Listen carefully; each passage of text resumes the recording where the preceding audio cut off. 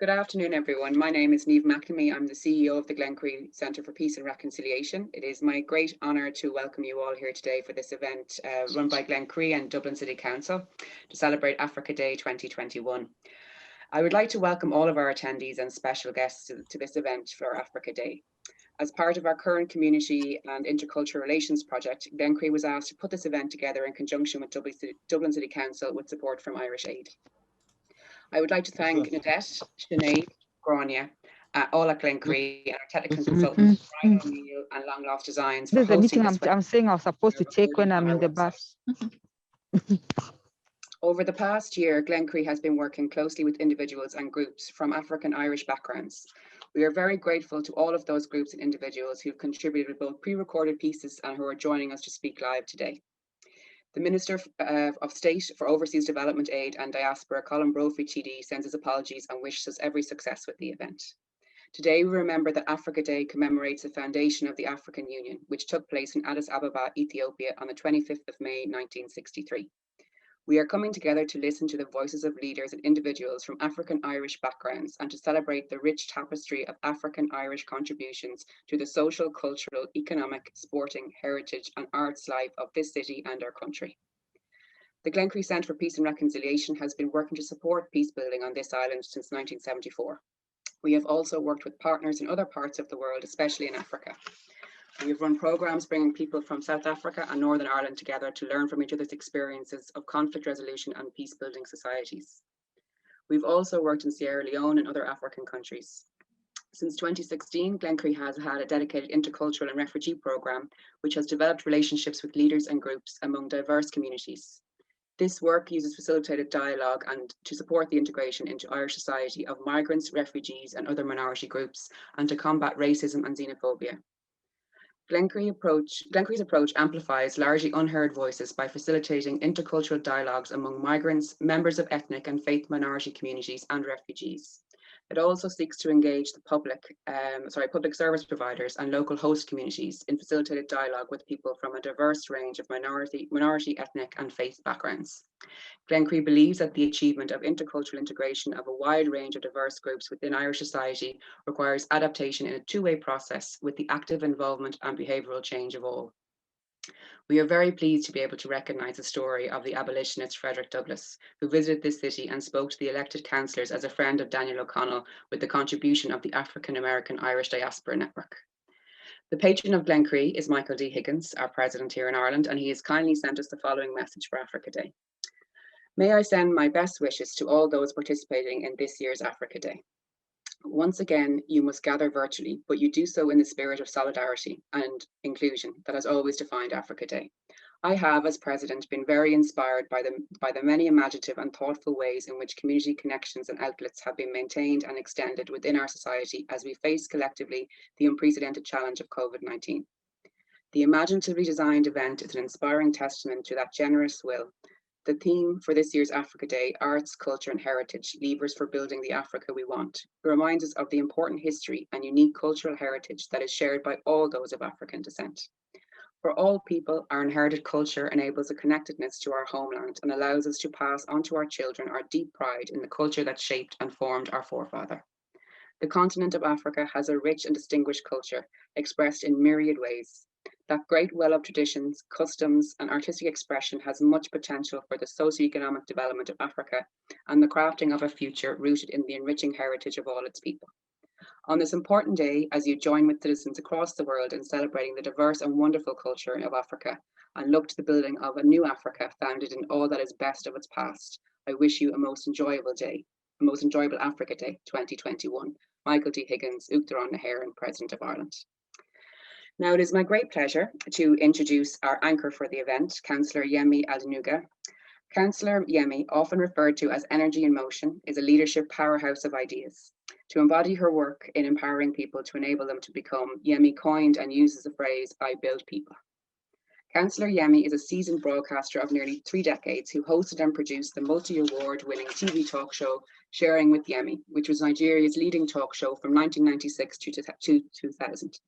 Her achievements in Ireland include the first ever Black female public representative to be elected in the Republic of Ireland, the first migrant councillor to be elected to Meath County Council, the first migrant to ever be written into an Irish school textbook, making her a topic of study in primary schools across Ireland.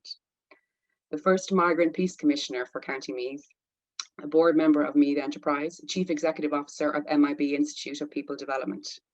Internationally, Yemi is founder and president of Sheroes Global, a social enterprise that inspires, empowers, and impacts women and young people to be more and celebrates them when they dare to be more through their various life-changing programs and projects. Founder of the Yamal program, a global mentorship program for women and young people in various areas, including business, leadership, and life. Yemi, over to you. Thank you so much, Naoimh. Oh my goodness, I'm listening to that and I'm thinking, who's she talking about? It's indeed an honor and a pleasure to host this year's Africa Day for Dublin City Council, brilliantly put together by Glencree Centre. Now, last year, when the pandemic hit and we began to get used to virtual gatherings, we really hoped that we would be able to celebrate outside, together, I mean, really practically touching, hugging, and that we'll be able to gather physically this year, that is. But obviously, we're still trying to get back to that some form of normalcy, and we can only hope that next year things will get back to normal. So this year, all we can do is make the best of this virtual celebration. And as you probably know already, Africa, when you talk about Africa, you think color, you think food, you think music, you think celebration. I hope those are the things you think about. So right now, we're going to start our first lesson for the day, because you cannot come to Africa Day and leave without taking something of Africa with you. I'm originally Nigerian, and I'm going to teach us how to say welcome in Nigerian. So I'm going to ask everyone just for a few seconds, and I know I'm going to give the technical guys a bit of a job to do now, but to get ready to learn how to say welcome in my native Yoruba in Nigeria. Is that okay? So in Yoruba, we say "Ẹ káàbọ̀." Can you practice that before I ask you to unmute? And I want to see your lips move. Ẹ káàbọ̀. Can you say that? Very good. Now, Naoimh, I don't see your lips moving. I'm watching everyone. Ẹ káàbọ̀. Very good. Ẹ káàbọ̀. Let's do that again. Ẹ káàbọ̀. Very good. Now, I want to ask you to say welcome to Africa Day. So we'll say Ẹ káàbọ̀. See Africa Day. Ẹ káàbọ̀. See Africa Day. Very good. Now I'm going to ask you all to unmute yourselves for a second, and you're going to welcome everyone. We're going to, the minute you finish, please mute back. Ẹ káàbọ̀. See Africa Day. Fantastic. We do it one more time all together. 1, 2, 3, go. Ẹ káàbọ̀. See Africa Day. Day. Please give yourselves a round of applause. Now you can, and please, if you mute yourselves again, now you can genuinely say that you know how to say welcome, Ẹ káàbọ̀, in Nigerian, Yoruba language. So you're going to go away with that today. Now, as we prepared for today's program, I pondered over the coincidence of the relevance of today's celebration. And as we celebrate Africa Day today, today also marks exactly 1 year when George Floyd was murdered. I can't believe it's a year already. I mean, the campaigns, the conversations, the organizational formations, and the awakening his death inspired all across the world is priceless. So while many may still not understand why Black Lives Matter is important, those who do may now acknowledge that it is indeed not just a slogan, it is a movement. Those who don't will perhaps, through understanding of and acknowledging of the privileges, begin to consciously take a step towards understanding the need to learn to be anti-racist. Black Lives Matter it's simply a movement to help us begin to awaken to the reality of our world today for the Black people. Now, justice for George does not mean the fight against racism is over. It simply means the world is finally listening. Here is hoping governments all across the globe choose to combat racism in their various territories. So the theme for today's event is entanglement. What does entanglement mean? I mean, in today's context and today's celebration, what does it mean? To help us unravel that, it's my honor and pleasure to welcome this amazing woman to give a keynote address. Councillor Hazel Chu was elected the 352nd Lord Mayor of Dublin at the annual meeting of Dublin City Council held on the 29th of June in the year 2020 in the round room at the Mansion House. Councillor Mary Callaghan was elected the Deputy Lord Mayor. Councillor Chu was born and raised in Dublin. She grew up in the suburb of Fairhouse before moving to Selbridge, and now lives in Ranelagh with her partner Patrick and the 2-year-old daughter Alex. She first became involved in politics in 2014 when she ran her partner's local election campaign. In 2019, she became the first Green Party councillor to be elected in the local elections for the ward of Pembroke and topped the poll with over 4,000 first reference votes. Whoa. In the same year, she was elected chair of the party. She studied politics and history in UCD, which is my alma mater, and trained to be a barrister at the King's Inn. While studying, she worked as a fundraising consultant for nonprofits and as a production manager for music festivals. After being called to Dubai in 2007, she worked in Sydney, Hong Kong, and Guilin. Upon returning home, she was offered a fellowship by UCD Smurfield and worked in New York for Bodbeer. She's worked in various management roles, and in 2013, she became Diageo's head of brand, corporate, and trade communications. Councillor Chu was the first person in her family to finish school and go to college. Her parents are from Hong Kong. They met in Ireland in 1970s. In her spare time, she lends her voice to promoting diversity and equality and is a regular media contributor. Her first loves are her daughter, running election campaigns, surfing, cooking. Since she was a teenager, she's worked in her mother's restaurant in every position, from dishwashing to waitress to sous chef. Councillor Hazel Chu is the 9th woman to hold the office of the Lord Mayor of Dublin. Ladies and gentlemen, please welcome the Lord Mayor of Dublin, Hazel Chu, as she gives her opening remarks. Can we unmute the Lord Mayor, please? Oh, sorry, I unmuted myself. There you go, Hazel. Lovely to have you. Lovely to be here, and it's great to see you. I have to say to everyone, every time I talk to Yemi and I see Yemi, it's actually amazing because she's really cheery and really positive, and she just lights up your day completely. So, hi, Yemi. Thanks, Hazel. I think we rub off on each other well. I know we do. I think it's not taking stuff seriously, which is great, or taking the things that need to be taken seriously, which is also good. But thank you for that lovely introduction. Hi, everyone. I'm Hazel. I'm delighted to be here today to mark Africa Day in Dublin by opening this session of Entanglements Africa and Dublin City event run by the Glencree Centre for Peace and Reconciliation in conjunction with Dublin City Council, and the partnership with African, Irish and mixed race communities, which have been an amazing voice to those marginalised this year and the previous years. So I acknowledge the support of Irish Aid and the Department of Foreign Affairs at this, as this is the 15th year that they have facilitated Africa Day celebrations in Dublin. So there's a lot of people involved in this day, in this event, and just a massive thank you to everyone for working on it. Africa Day is celebrated in Ireland and in different European countries as a way of appreciating and reflecting on the complex and sometimes contested history of heritage of the African continent, and acknowledges the debt that Europe owes to Africa and Africans. Today, there are 22 million people in Europe who can trace their heritage from Africa, including North Africa, and 12.5 million from sub-Saharan Africa.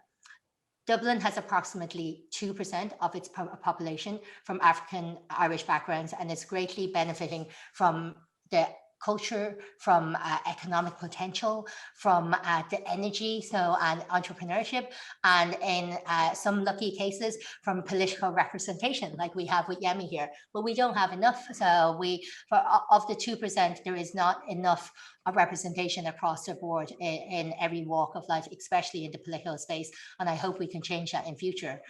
We are nearing the end of the UN Decade for Persons of African Descent from 2015 to 2024, which was founded on the 3 principles of recognition, justice, and development. And there is an Irish committee for this decade, which has laid out a comprehensive program which would add additional resources to be fulfilled. I am pleased to see that you will all contribute today, so in different forms, but also that there are many groups from the African Solidarity Center to I can never pronounce this, so I'm just going to use the acronym of AKIDWA. So AKUFA, so Roots in Africa Ireland Network, which I had the pleasure of speaking at, and one of my friends is one of the founders, Mavis, and she is amazing, I have to say. So, but it also shows a group of people who have been so passionate in what they do and bringing culture at the forefront, African culture in the forefront. Also calling out Association of Mixed Irish, African American Irish Diaspora Network, and others whose work links Dublin and Africa, such as SARI and the Frontline Defenders. I think it's also like while I'm calling out people, I like to also point to some of our the new culture platforms that have made a big impact when it comes to looking at and celebrating African lives, such as Black and Irish, which is a podcast that is actually great. So I also welcome the individual stories and creative contributions which will come from people of all ages and all backgrounds today, including intercultural ambassadors from the Northeast Inner City, Intercultural Project, and Dublin City Education and Training Board's Education Service for Refugees and Migrants. The reality is, I think Yemi touched on it, that there is a reality of discrimination and racism impacts on people across the board, but it impacts severely on people of African Irish origin. Yemi mentioned George Floyd there, but I would like to bring it back home to something closer, which is George Shenko and the tragedy that happened there. So, and what happened thereafter, and the disinformation and the vitriol that happened after that as well. So, and it's something that we see on an everyday level, that people suffer the impacts of racism and the experience of African Dubliners, African Irish, that have to suffer every day from everywhere from education to work.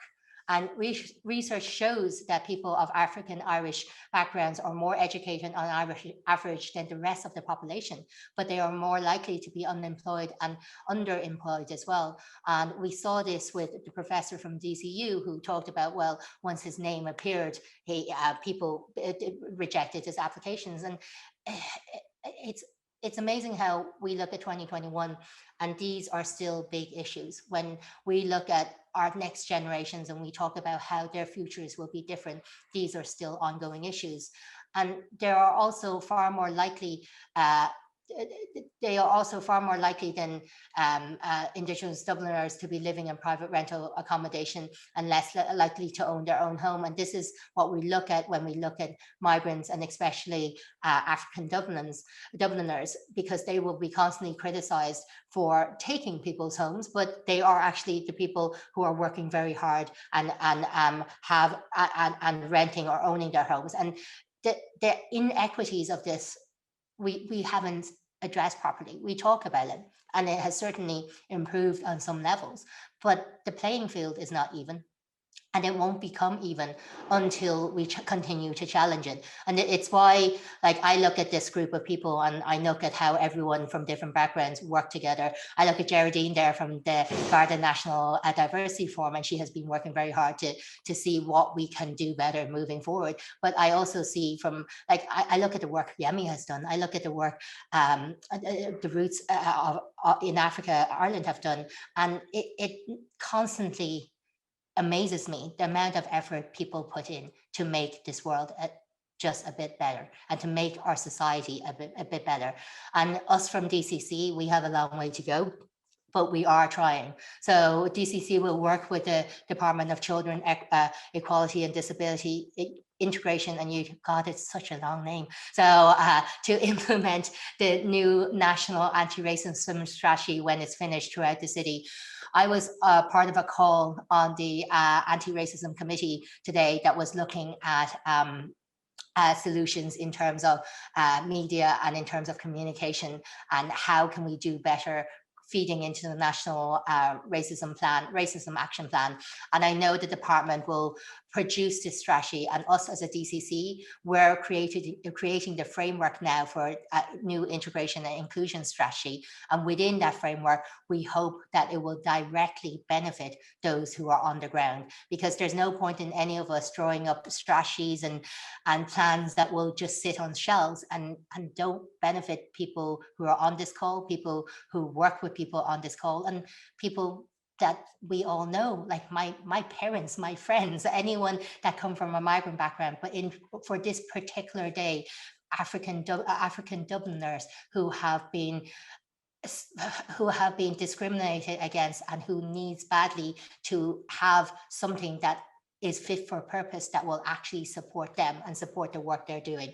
So in return, in terms of this, it's also our public sector duty. So it's our, like, when we talk about public sector duty, we think of it as a phrase, but it means that DCC has a duty of care to its citizens, and it is our public sector duty to make sure we provide the best support and the best strategy to fight against discrimination for all. So, and I think ultimately we have seen DCC through NEIC and through ambassadors and coordinators like Joy and Nola that has actively supported communities. And I do think that our responsibility is now at a point where we know we have to do better, and we are trying to do better. And we are very proud to support the contribution of African Dubliners to make this community a vibrant place, and all the benefits that have come to it. So on that note, I guess it's a matter of talking about what we want as a Dublin, what we want as a society in Ireland. And I want Dublin to be one of the best places for integration and inclusion, and to celebrate Africa Day and to celebrate all things that are associated with this day. And I want us to hear the voices of African Dubliners, to actually really hear them and listen to them and understand, well, where are the issues, but where are the solutions? Because what I've noticed from all my friends in the area and from all of yourselves is that it's not just talking about the issues.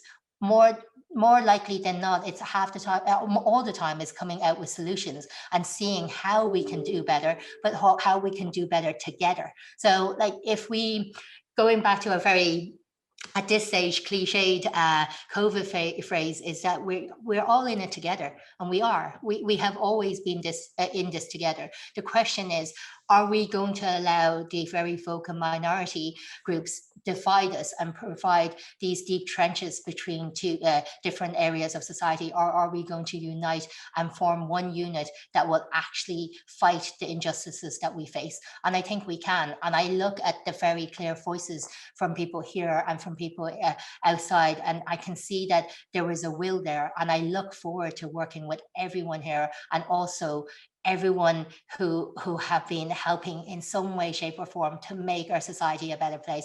And on this Africa Day, I have to say I'm hopeful. It's been a very, very bleak year for all. It's been so challenging for so many people. There's been losses of lives, there's been losses of jobs, losses of home. But on this Africa Day, I feel really hopeful, because I think we're turning a corner on so many things. One, we're turning a corner on COVID, but two, we're turning a corner on addressing the issues at large when it comes to race and diversity. And we're looking at how allyship can be formed and how we need to support each other. And on that, I think I like to thank everyone, and I like to say thank you for giving us hope in this city. Thank you. Wow, what can I say? Fantastic keynote there, Lord Mayor Hazel Chu. I mean, you said this at the beginning that when you listen to me, you feel energized. When I listen to you, all I feel is that very word that you used there, hope. And you touched on so many key points. If I begin to go over them, we'll be here till tomorrow. But I just want to say thank you so much for bringing hope again, because it's something that we all carry and we can all share it. And one thing just kept coming back to me again as you spoke there. People don't care how much you know until they know how much you care. And so we need to begin to show that care wherever we are, wherever we go, whatever we do. People want to know that we care. And that's all migrants are asking for in this country. Thank you so much for bringing it home, Lord Mayor Hazel Chu. God bless you always. A fantastic way to open up the event today. And just as you've listened to the Lord Mayor, I'm going to ask you to get ready to listen to this beautiful piece. It's by Cllr Yemi, who is from Ethiopia, a musician and a composer, now studying business at Dublin Business School. In 2019, he performed at the Cllr Ireland event, the Big Sing at the National Concert Hall, and the Welcome Cafe in Dublin. Please give a warm virtual applause to Cllr as he performs this piece called Journey of Life.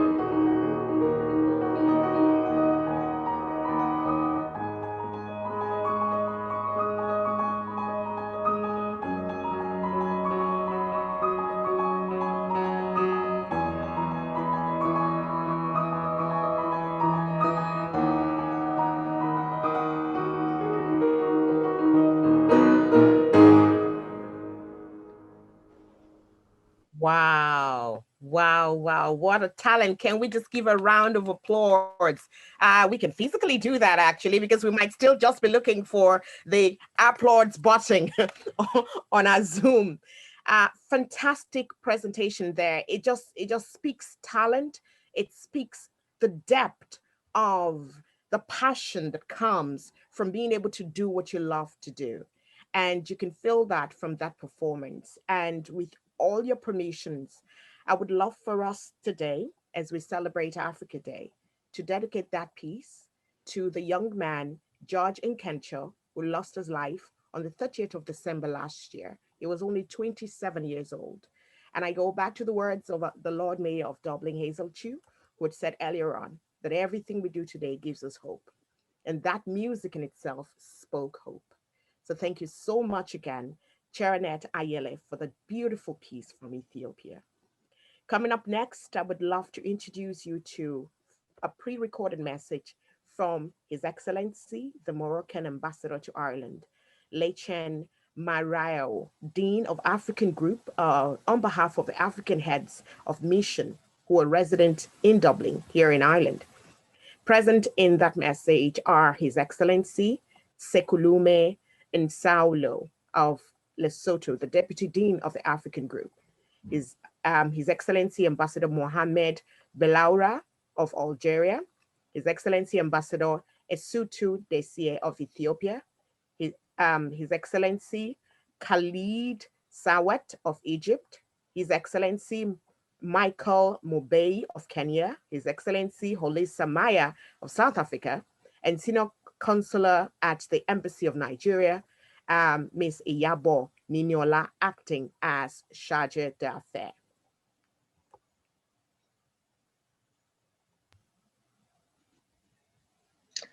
On behalf of the resident African ambassador accredited to Ireland, may I acknowledge the CEO and management of Glencree, the Lord Mayor, Her Excellency Hazel Chu, distinguished guests.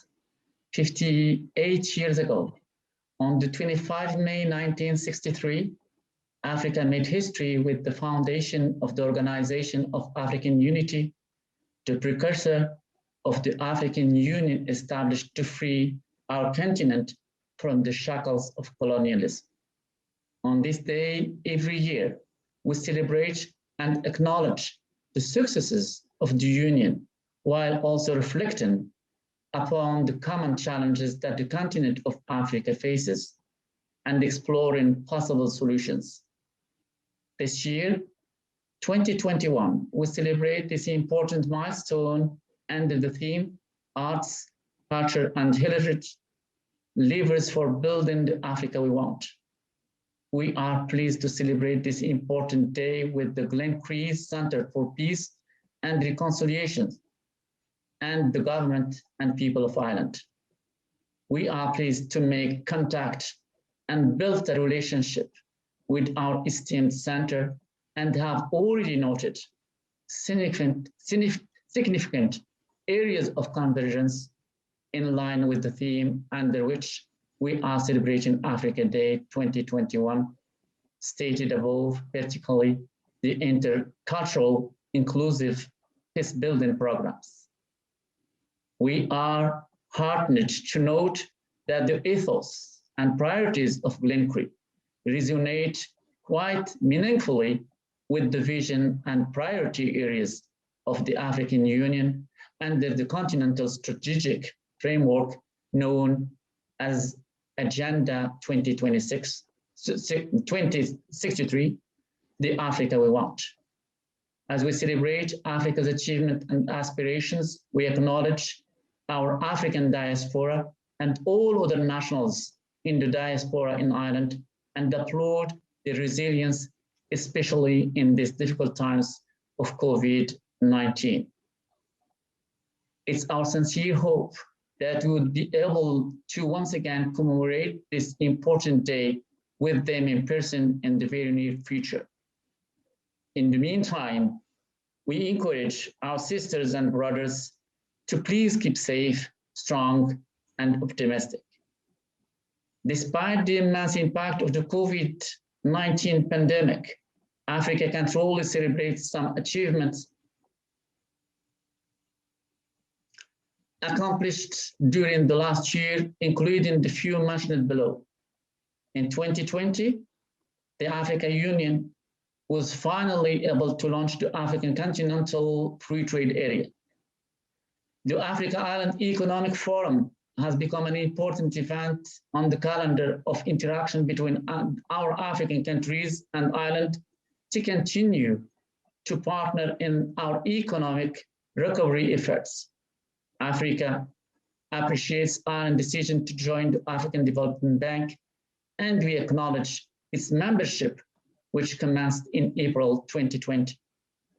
In the latter half of 2020, the African Vaccine Acquisition Task Team was established to secure enough COVID-19 vaccines to achieve continental herd immunity by 2022. The African Union also established the African Medical Supplies Platform and the Continental COVID-19 Response Fund to ensure that all African countries are enabled to respond immediately to the pandemic. Although Africa continues to deal with some residual conflicts on the continent, we remain optimistic that with the tireless efforts of the African Union and the individual member states, supported by our international friends and partners, this will be a thing of the past in the foreseeable future, in the context of silencing the guns, and we look forward to having deeper conversations with Glencree to learn from each other's experiences and possibly to foster similar conversations with relevant role players from our continent. Meanwhile, we appreciate Ireland's continuing contribution to our peace building and peacekeeping efforts.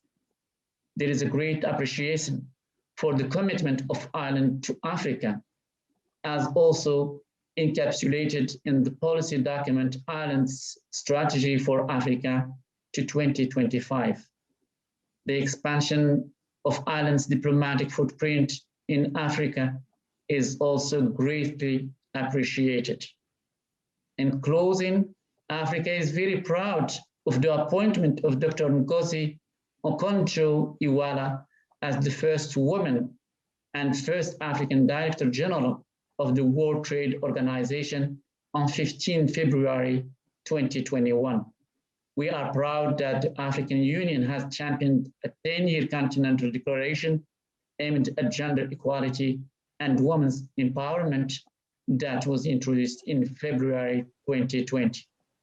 In spite of challenges the continent still faces in some areas, Africa remains resilient and focused and making strides towards attaining further growth, development, unity, and peace.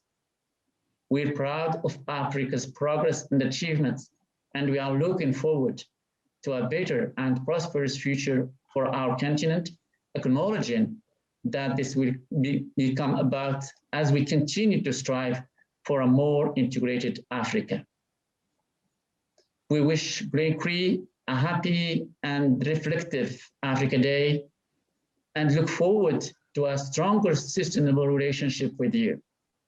God bless Africa and her people. Thank you.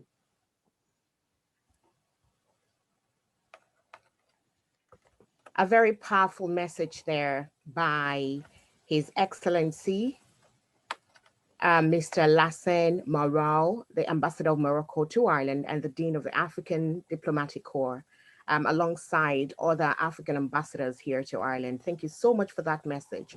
And it's incredible that he made reference to Dr. Ngozi Okonjo-Iweala, a woman that I'm sure most of us here, especially the women, admire so incredibly much, and who indeed continues to make Africa proud.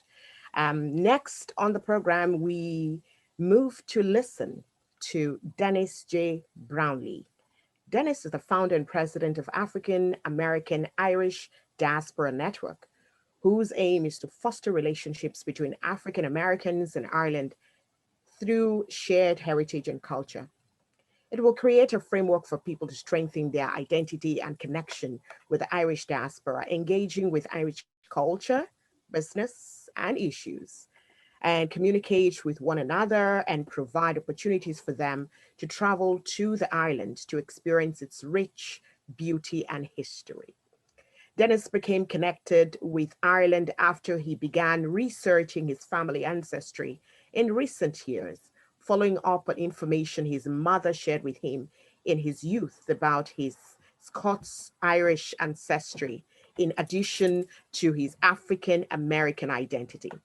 Dennis has had an extensive career as an entrepreneur and business development executive in media and entertainment. He's an Emmy Award-winning executive producer of the documentary on hallowed ground, Streetball Champions of Rocker Park. Well, I think we're in the presence of celebrity here tonight.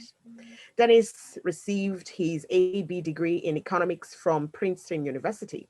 He's a trustee emeritus of Princeton and a trustee emeritus of Deerfield Academy. So following Dennis, Professor Christine Kinley is a historian of 19th century Ireland and has published extensively on the Great Hunger and on Black abolitionists who visited the country. She's also a huge soccer fan, and her ambition is to meet Sadio Mane and Mo Salah. Guess which team she supports? Over to you both now. Thank you, Yemi, and good afternoon, everyone. It is a great pleasure to be part of this Africa Day event and to have the opportunity to share with you Agitate, Agitate, Agitate, the documentary short film produced by the African American Irish Diaspora Network about Frederick Douglass. The mission of the African American Irish Diaspora Network is to foster affirmative relationships between African Americans and Ireland through shared heritage and culture. It's estimated that roughly a third of African Americans have some Irish ancestry, and AAIDN's mission is to build a community through which Irish and African Americans can connect, not only through that ancestry, but also via spirit, amity, and other affinities. AAIDN was launched early last year, and much of our initial work has focused on celebrating the 175th anniversary of Frederick Douglass's historic visit to Ireland in 1845.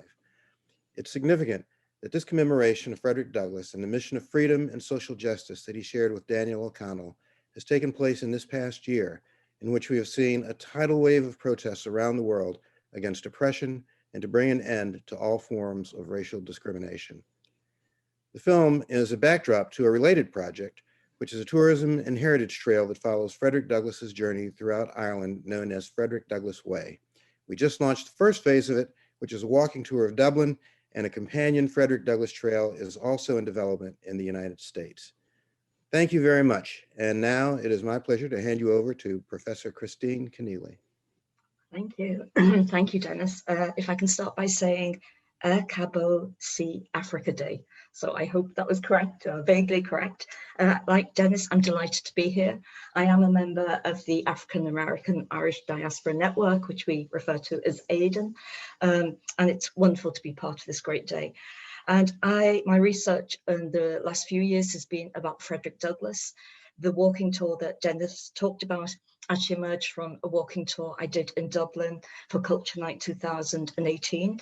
The wonderful actor Kwaku Fortune played Frederick Douglass brilliantly. And I was very happy that the person you're going to honor today, Jude Hughes, was also on the walk. So that has been launched. We have a website, Black Abolitionists in Ireland website, please visit it.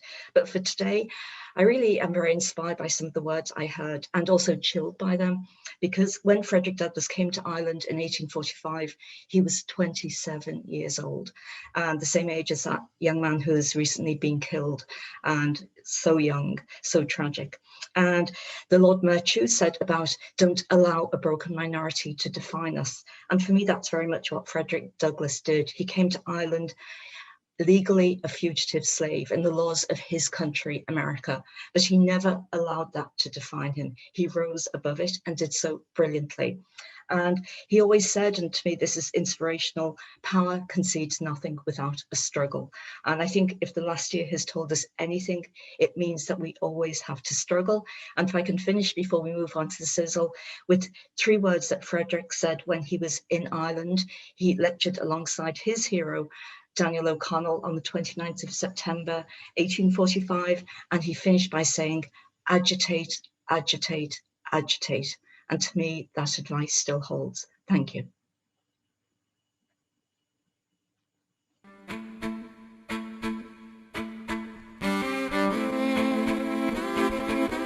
I am Nettie Washington Douglas, the great-great-granddaughter of Frederick Douglass. Breaking free of enslavement, Frederick devoted his tremendous powers to rally a movement to abolish slavery and to fight for freedom, justice, and equality. Finding his voice, Frederick uniquely leveraged all aspects of culture to communicate the pain of enslavement and touch the heart of America. In 1845, just 7 years after claiming his own freedom, he brilliantly commented on the meaning of music to the enslaved. Sometimes I feel like a motherless child. I have often been utterly astonished since I came to the North to find persons who could speak of the singing among slaves as evidence of their contentment and happiness. It is impossible to conceive of a greater mistake. Slaves sing most when they are most unhappy. The songs of the slave represent the sorrows of his heart, and he is relieved by them only as an aching heart is relieved by its tears. I have often sung to drown my sorrow, but seldom to express my happiness. A long way from home. I've been frequently asked how I felt when I found myself in a free state. It was a moment of the highest excitement. This state of mind, however, very soon subsided. I was yet liable to be taken back and subjected to all the tortures of slavery. Oh, the car emancipation rides majestic. After escaping enslavement and moving north, Frederick's growing profile as an eloquent abolitionist put him in danger of recapture. He fled again, this time to Ireland. One of the most pleasing features of my visit to Ireland has been a total absence of all manifestations of prejudice against me on account of my color. I find myself not treated as a color, but as a man, not as a thing, but as a child of the common father of us all. In Dublin, Frederick met his hero, Daniel O'Connell, known as the Liberator and a leading international abolitionist. I have just returned from a great repeal meeting held at Conciliation Hall. I've heard many speakers within the last 4 years, speakers of the first order, but I confess, I have never heard one by whom I was more completely captivated than by Mr. O'Connell. In January of 1846, before leaving, Frederick reflected on his time in Ireland. I can truly say I have spent some of the happiest moments of my life since landing in this country. I seem to have undergone a transformation.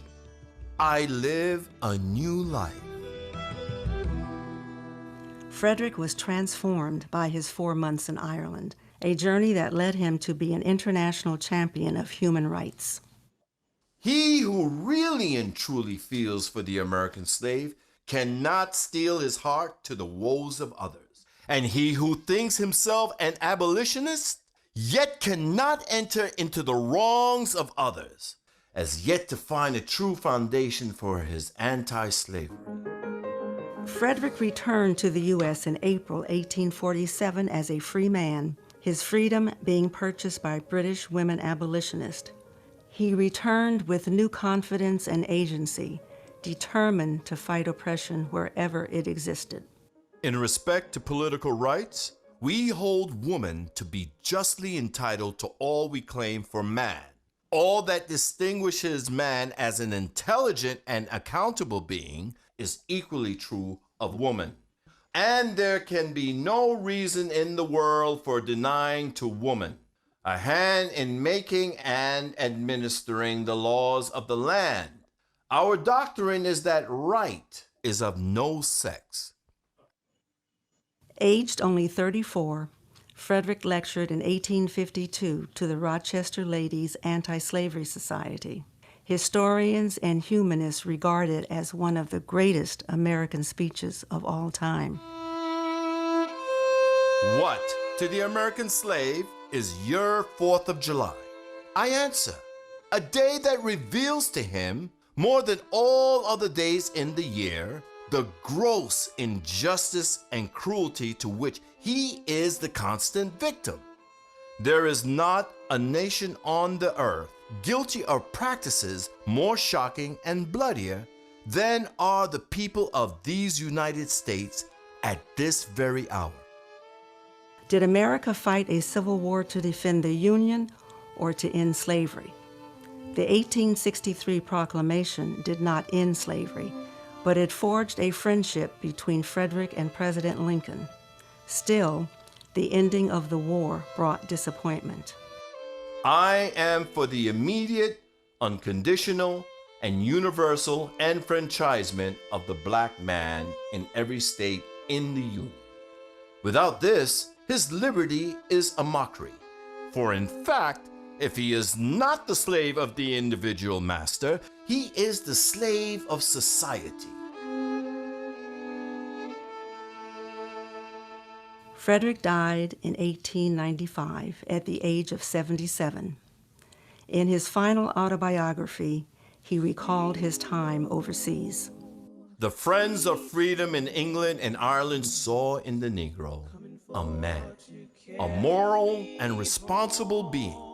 In the name of humanity, they denounced the crime of his enslavement.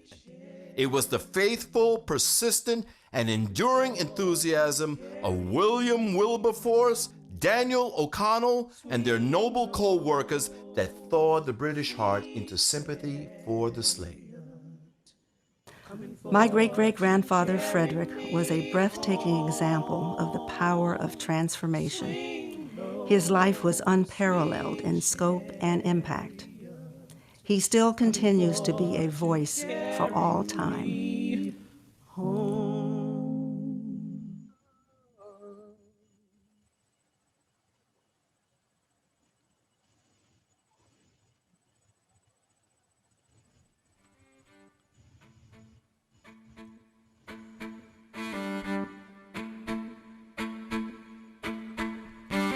Wade in the water, wade.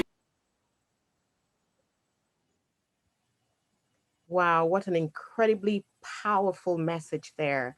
And I found myself singing that song, and I'm sure most of us know it. Swing low, sweet chariot, coming forth to carry me home.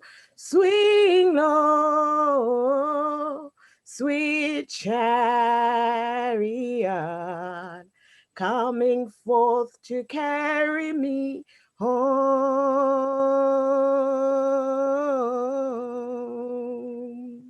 Christine and Denise, I hope I did justice to that song. Beautiful. It was lovely.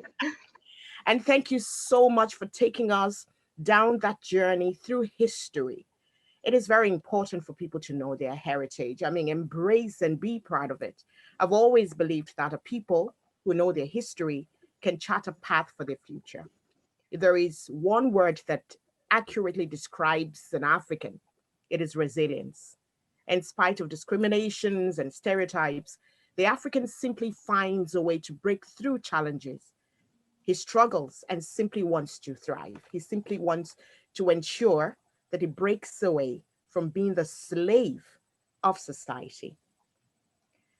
On that note, we bring you Naoimh Gilson, a singer, a poet, a storyteller from South Africa.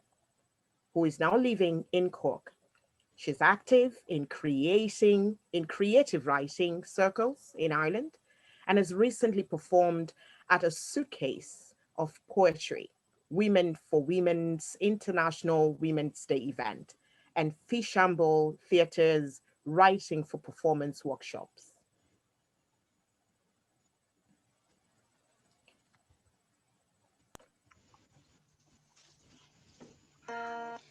This is a song from Tanzania. Malaika, nakupenda malaika. Malaika, nakupenda malaika. Niye kuwa maluwe, niye kuwa dada.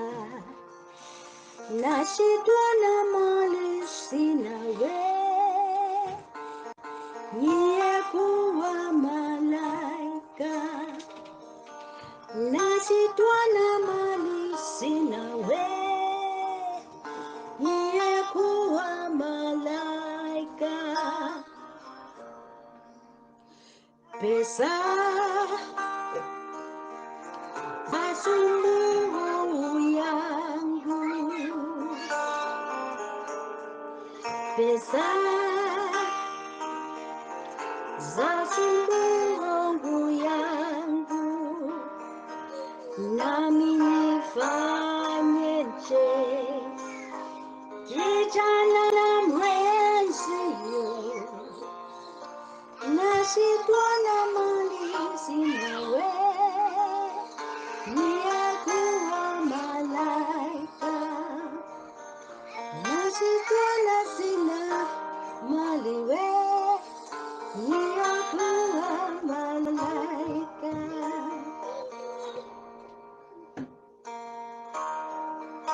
Oh, yeah.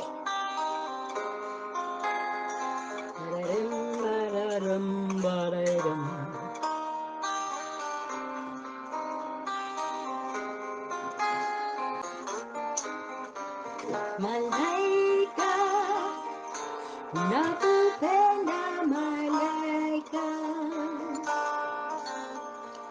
Malaika, nakupenda malaika. Nifanyeje? Kijana mwenzio, nashindwa na mali sina we, niye kuwa malaika. Nashindwa na mali sina we, niye kuwa malaika. Thank you. Oh, wow, how brilliant. So lovely listening to Neil Gilson's rendition there of the legendary Miriam Makeba's Malaika, Mama Africa. And, you know, when you were watching that, Glencree and Dublin City Council had put out a call for young artists between the age of 0 to 17 years to respond to the theme of What Makes Me Smile for Africa Day 2021. So while Neil was performing there, what you were seeing were the selections of the submissions. Beautiful performance and fantastic submissions there.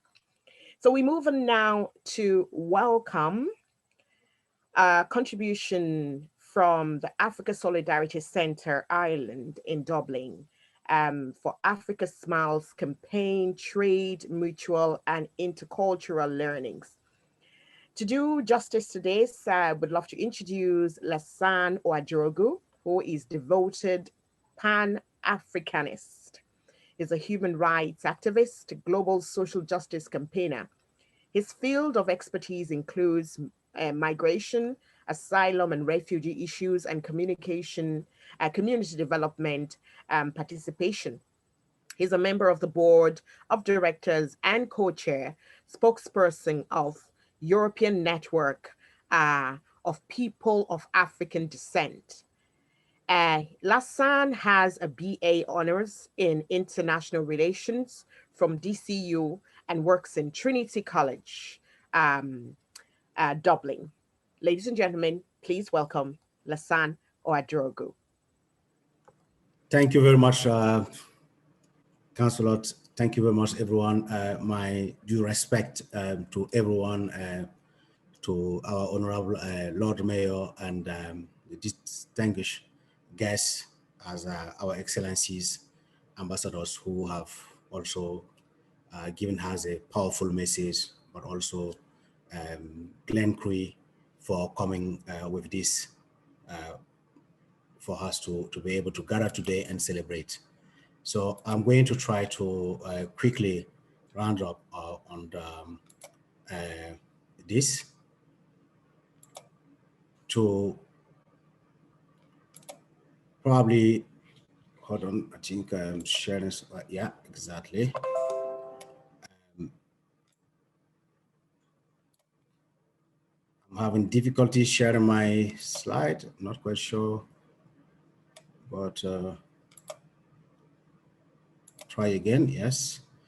Okay, yes, happy Africa Liberation Day to start by this slide. For many who knows, 25th of May is historical for the African continent and the people of Africa. It's now 58 years on since our founding fathers came up with this celebration, which started as Africa Liberation Day to enable Africa and people of the continent and African descent to celebrate a total freedom and of independence and liberties. However, we know after 58 years, that's what probably entangled Africa or put Africa in difficult context is the enslavement, slavery, colonization, and all these issues that still affect us today. It is important to remember that Africa is still in constant struggle to free itself from all these structural system that has been highlighted, like racism, discrimination, but a continual exploitation.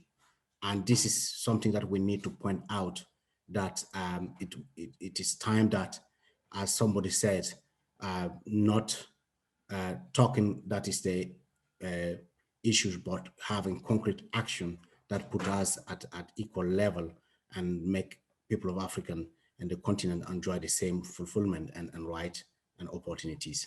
So having said that, we know that this year topic rightly address something that we have to think of decolonizing a lot of things, not only our minds, but the year topic which talked about art, cultures, which touches our history and in a context way that many African countries, except few, through colonization and enslavement, have been forced or chipped off their mother tongues, which Councillor did brilliantly by teaching us how to welcome everybody at this today Africa Day. So many native languages in Africa have been, chipped off.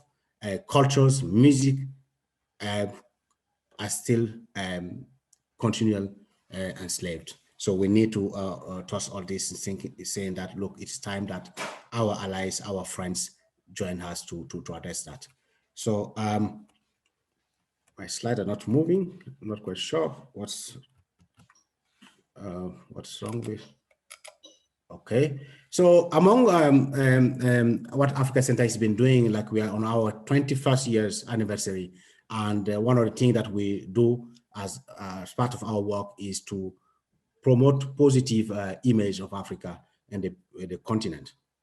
So many times we hear too much negativity about us and African, and we also make sure that we promote the dignity and resilience, which has been mentioned, of Africa, African people, and and which has lengthily been disregarded despite the scars of wars, poverty, and disease, that Africa also smile.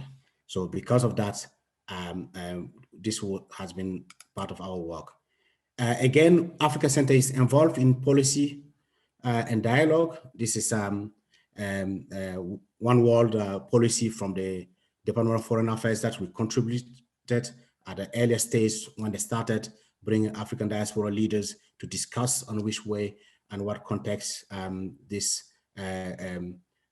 policy will enable us as a resident in Ireland, but also as people who come from Africa or belong to Africa to contribute and be viewed as it's must. So policies we are involved. Here is the recent photos of Africa contribution in the continent, where we now work hands in hands with the African Union. For those who were able to join us yesterday, it was mentioned about the weapons and disarmament issues by the African ambassadors.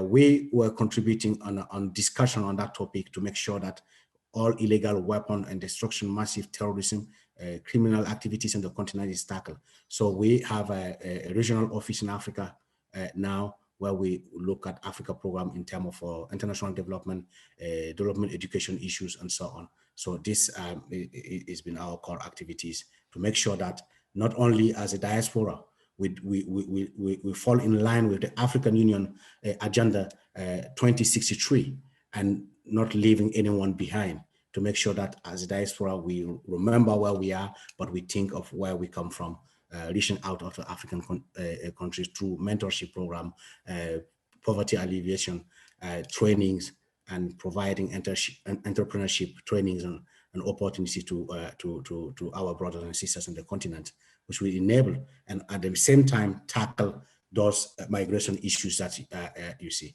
So Africa Center Ireland is probably one of the European only diaspora organizations sitting at the African Union Labour Market Committee advisory board to advise the continent on those issues. So to move on, rightly said earlier on about George Floyd, George Nchenko, which we hope this will bring us to reflection, is Black Lives Matter. Africa Center will be one of the few organizations to join many across the globe at the earliest stage when George Floyd was killed, to discuss with the family, but other human rights activists, to make sure we put pressure on the UN to bring a proper investigation and policies around issues affecting Black people in the US, but across the globe. You will have noticed that the UN called an emergency meeting to discuss that. Even though it was watered down, we had some kind of shift on how things are viewed and how to tackle these issues. And we hope Ireland, with the new anti-racism committee, will take some consideration those issues and what had happened to us, sadly, with losing our son and brother, John Senko, that it doesn't repeat, or issues are put in place to tackle them in Ireland, so we can live in peace and with opportunity. We have been also campaigning on a number of issues because, like Africa Tell It Like It Is, it's a campaign that we do to highlight the contribution of African people, migrants, either from the continent or outside the continent or our country of living, because today we see how African and Black people are rejected, stigmatized, discriminated, but we do not ask ourselves how much Africa or African are in our daily life. For those who drink coffee, for those who drink tea, for those who eat chocolate, for those who enjoy African products that is hardly produced and contributed from us, to ask themselves how much percentage of Africa did they have in their coffee, teas, and so on. It is time that we acknowledge our contribution and not only ignore that we are making an impact, as many work here, pay taxes, house owners, business owners, and contributing to the Irish society and the European continent. So this is something that we also work on, and I wanted to highlight. Rightly, our Honorable Lord Mayor mentioned the International Decade of People of African Descent, which is now coming to an end. But however, we've seen that island, and in particular, our government had fell short to truly tackle the issues affecting people of African descent and African in Ireland. The decade has not been implemented properly, and even though a committee is in place, which we are, the Africa Center Island is one of the leading initiator of this international decade who push the agenda since 2018, 19 onward, had failed short to get a proper acknowledgement of the decade and a proper consideration of how this decade will contribute to alleviate some of the issues and tackle what African and African people are facing in Ireland. I hope that with what the Lord Mayor said earlier on, and many of you, some people can start to begin to question themselves, why is it that Ireland, as a democratic country, a country with human rights, background, and even a country that is now sitting on the United Nations Human Rights Council, cannot really be strong enough and bold enough to really put us at equal level as anyone else. Frederick Douglass' film highlighted how important we as African can contribute and can see things differently or make an impact to the country. So I hope you could all support us in making sure that the International Decade of African Descent is properly implemented. So having said that, I'm going to conclude because too much to say. It's a historical day. We have come from far behind, and 58 years after our founding fathers came up with the Africa Liberation Day that we're celebrating, Africa Day, not to mention the liberation, but the context is, who are we liberating ourselves from? Or how can we liberate ourselves from, after 58 years, saying that we are independent, we're still not independent? It's the fact that we need to be bold enough to address the structural system that today, even though countries are not using weapons to colonize other countries or enslave countries, there are structural systems that have been there for centuries that is still affecting us, and those need to be eradicated. We have to be bold to say that as a human being, as international laws require them, we need to live freely at equal level and with same opportunities. So happy Africa Day to everyone, and thank you very much for this opportunity. And I hope that we will continue to address those issues outside the 20th, not only on the 25th of May, but every days of our lives onward. Thank you. Thank you so much, Lahcen. I mean, your passion for Africa there is just oozing from everything that you're saying. And if you gave Lahcen the stage, we'll be here till, next year, Africa Day, because he's just so passionate about Africa. I mean, Lahcen, he's a founding member of the former national coordinator of the Campaign to End Direct Provision System here in Ireland. And since coming from his native Burkina Faso, he's worked with human rights and anti-racism networks, Irish Refugee Council, Spots Against Racism Ireland, and other organizations to help just propel the cause of Africans here in Ireland. So thank you so much, Lahcen, for all the great work that you're doing with Africa Center. Keep up the great work, and we'll keep sending out the message. God bless you.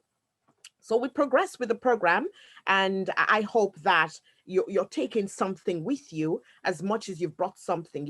I wish that people could just show that we could get an opportunity today to show what you've brought with you that is African, something that says Africa, that you could show today. And perhaps the one thing I would ask everyone to start thinking about is food. Let me ask you the question. Have you ever had the chance or the opportunity to taste African food? Let me be brave and go back to my native Nigeria and ask you, have you had the opportunity to taste the fantastic Nigerian jollof rice? If there's anyone from Ghana here, right? or from Senegal, we're not going to go into the jollof rice war right now. We're just going to say that all jollof rice from Africa is the winning jollof rice. Just taste an African jollof rice wherever you're at and know that you've really had a taste of Africa. So we move on, and now we're going to South Africa and a quick trip as well to Nigeria. We're going to meet Joe, who is from South Africa and originally from Nigeria.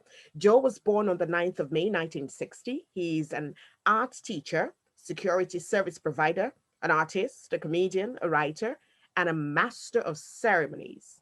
So he's a jack of many trades and master of all. Joe went to South Africa from Nigeria in 1994, where he acquired South African citizenship by naturalization. So while in Ireland in 2011, he found himself and rediscovered his hopes and dreams, which empowered him to win the African Leadership and Excellence Award in Arts and Culture in 2012. Joe is now a contemporary artist and a member of the Art Nomads Collective with numerous paintings, and has gained recognition with Peace 3 Now Urban Peace Collective sponsored by the EU. Let's meet Joe Odibo.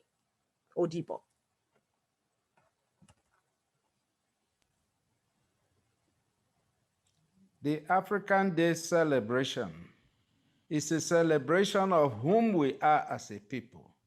It is a celebration of the uniqueness of Africans as a people. It is a celebration of our cultural values, our hopes, our dreams, our needs, our wants, and the way of life of the African people. It is a recognition of the fact that as Africans living in diasporas, that uniqueness in us as Africans will continue to prevail and will continue to be part of our lives, because tradition and African unity is what makes us African people in one togetherness and love. Together as one, we will always remain as Africans. And this African Day celebration is a reminder of whom we are as African people. It is a reminder of what have driven us from our land, what have made us to flee our various countries in Africa to come to Europe and other parts of Africa. It is a reminder of many of those people that are perishing in the sea through illegal migration. And this African Day celebration is a reminder of the fact that poor and very bad African leadership is what has led us to our Waterloo. It is what that has driven us in search of safe havens in countries such as Ireland. And this African Day celebration is a celebration of our cultural values, of our needs, of our hopes, of our dreams, of our way of life, such as dressing, the way we dress, the way we talk, our various languages, the various type of food that we eat, the various cultural values, such as the type of dresses that we dress, our behaviors, our characters in molding our children as Africans in that Africanness that have made us great Africans. So this African Day celebration is a celebration of all our cultures and values in unity, in diversity. And it's a reminder that we have to integrate to other parts of the world and have to integrate in Ireland and make our values to be part of the Irish cultural values. Thank you so much, and God bless you all.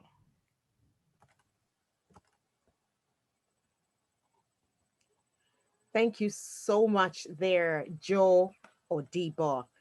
Brilliant expression of, his thoughts of Africa and especially Africans in diaspora. And that brings us to an interview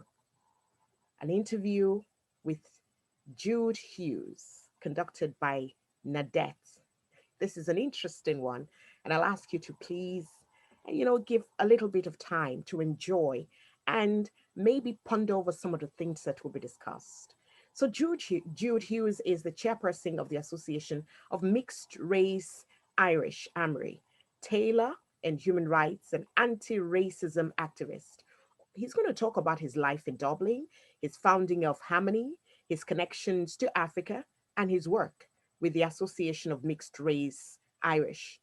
The organization I Am Irish in the UK recently held an online celebration for Jude's 80th birthday. This amazing man is 80.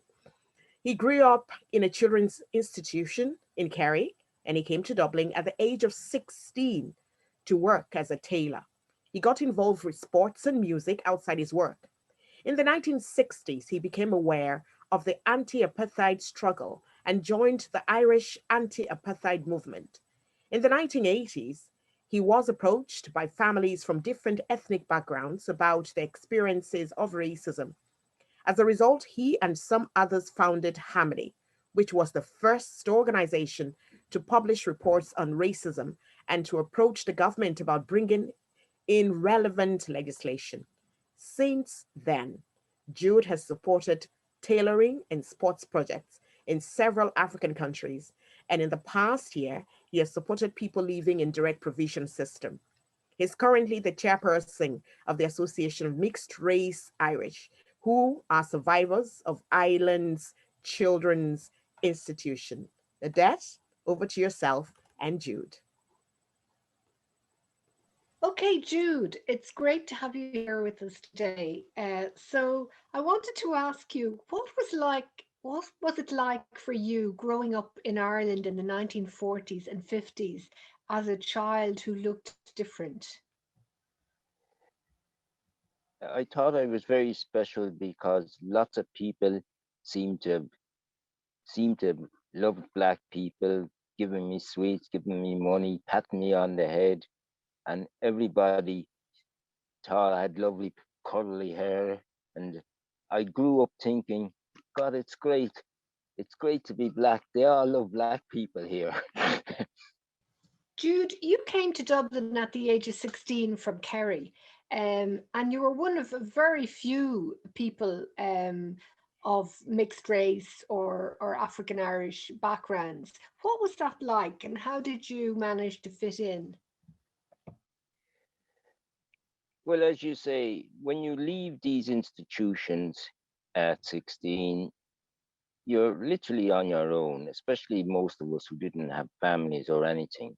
So you soon learn you've got to survive and you've got to fit in with the situation. Because I wasn't like a person who could run home or walk away and think, that's grand and okay for life, you know. You knew you needed an evening's pastime. So I tried to figure out where I could fit in, and I found I could join a basketball club. Then later on, I ended up joining a band and even joining an OIGA. I remember that. I got interested in activities because when you're in come from these institutions, you find a newfound form of freedom that you enjoy. Being able to stay out, go to the pictures, all that. That was a new type of freedom. But at the same time, you were aware you were completely on your own as well. And you had to survive. Sometimes you had to put up with a lot of things because you knew if you lost your job, you couldn't pay your way in life. There was nobody there to help you. Like people could run home if they didn't like a job and didn't have to worry till they felt like working again. We didn't have that choice.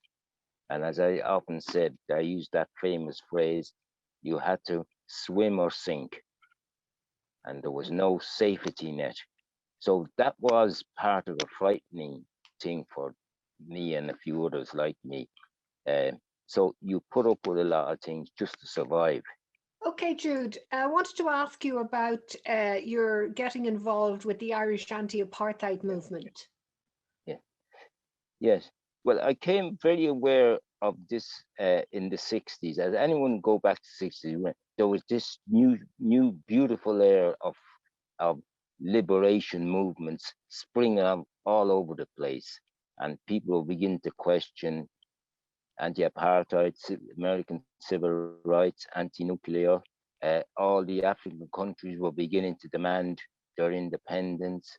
So all this was going on during this, and I felt, why not join the anti-apartheid, because I felt that was one group that was trying to help the situation here in Ireland because of the appalling laws that were pushed on the 25 million of the African people by 5 million people, and I just couldn't understand the injustice of that. To treat people as second-class citizens and at the same time telling them they're equal in the eyes of God, and there was no comparison. And how these judges, lawyers, police could think that was normal, and yet you could fight for the country, run for your country, but you were still a second-class citizen. Jude, I know that you were elected recently as chairperson of the Association of Mixed Race Irish, and that you have been involved in the aftermath of the report of the mother and baby homes. So do you want to tell us what your organization and your colleagues' response is? Well, the Association of Mixed Race Irish was formed partly from the group originally that were from the institutions, and they felt a lot of things needed to be sorted out in with redress. They felt they didn't get treated right. Quite a lot of us never even approached the redress board. Others, some did, and they felt that a lot of the work wasn't finished after the Ryan's report. So we came together to see what we could do. That's the start of the MRI. But then when we discovered there was a report coming out, we were allowed to give our submissions, and we were very disappointed with the results. We felt a lot of it was trivialized, and they didn't show us the respect we felt they should have given to our group. And even when we went to Geneva, even then the government was pulled up for not mentioning the mixed race at the Cllr conference a few years back, about a year ago. So they're useful in clearing a few problems connected with the mother and baby report. Also to move further on and help people to trace their identity backgrounds through even the Irish and through maybe even the African Caribbean, whatever it is. So we're making more progress on that now. Jude, I just wanted to ask you specifically about the harm that was done to the mixed race children because of their ethnicity and the whole sort of discrimination and racism against them in the institutions. Yes, we found that when we met, we found that there was certainly systematic race against quite a lot of the mixed race people. They were picked on, and it led terrible bad effects, and some of them to this day are feeling they are still going through trauma because of what happened to them. Jude, today is Africa Day in Dublin. What message do you have for the young people from mixed race and Irish African backgrounds growing up and living in this city? I would say, don't be afraid to move forward, keep your head high, and always keep hoping, and always make sure, keep confident, have confidence in yourself, and show your ability, what you can do, and prove to people that it's ability, not color. And if you keep that in mind, you'll get somewhere. People eventually will notice your ability, not your color. Wow, incredibly powerful interview there with Jude Hughes, and its ability, not color.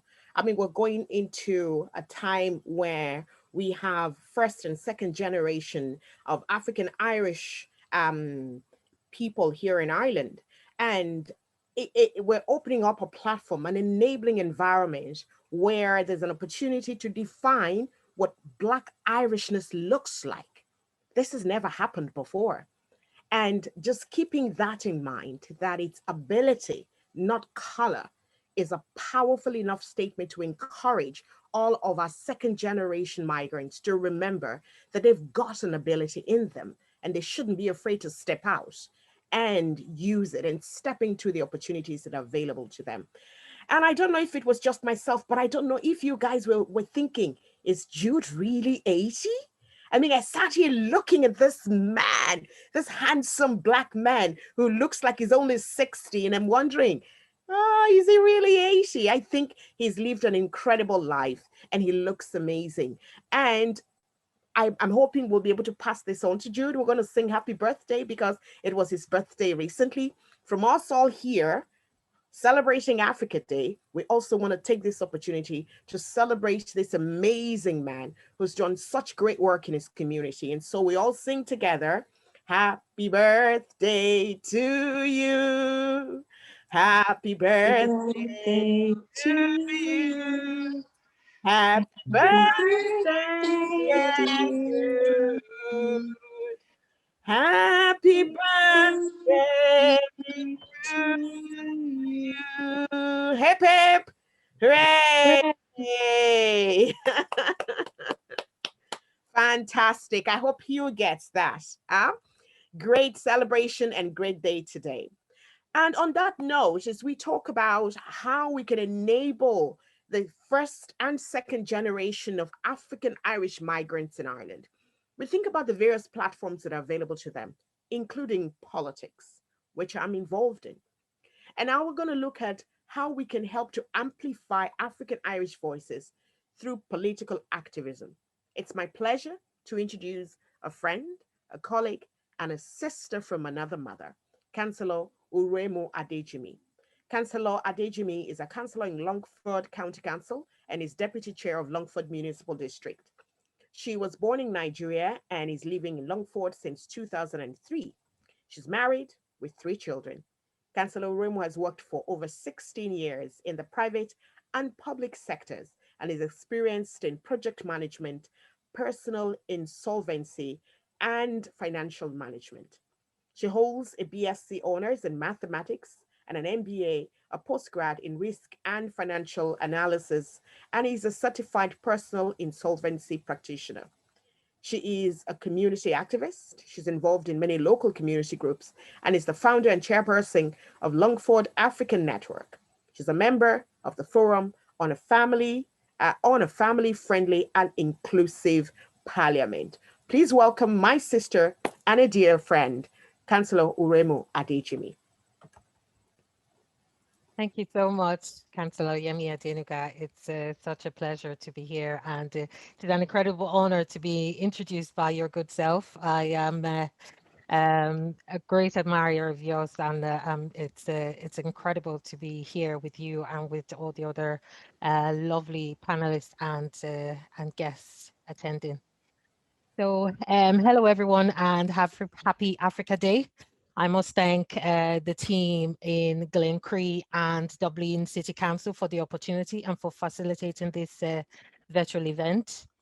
And on Africa Day, we always acknowledge the diversity of our unique African heritage, our custom, our languages, and our traditions that add to the social, cultural, and economic wealth of Ireland. Our values are strengthened when all in society have a voice and are encouraged to contribute in a supportive space. It is our collective responsibility to create an environment where everyone feels included, respected, and comfortable in our entanglements, which is the theme of today's event. And in our complex, interconnected world, diversity forms the fabric of modern society. Our workplaces, our schools have various cultural, racial, and ethnic groups, all with different cultural perspectives. So business as usual no longer applies and is no longer sufficient, and most especially in politics. And I couldn't help thinking when Councillor Yemi was giving my introduction and short bio, nobody listening to that would think that somebody with those qualifications and experiences would forge a political career or will be heading towards a political career, which is indeed the case. But I have always had a keen interest in, I suppose, in politics and general affairs. As well, I think my community activism made for an easy transition to politics when the time came. And I suppose I always remember the words of Tip O'Neill, which says that all politics is local. And so in 2016, I was invited to join the Fianna Fáil party by my neighbour, who is now a TD.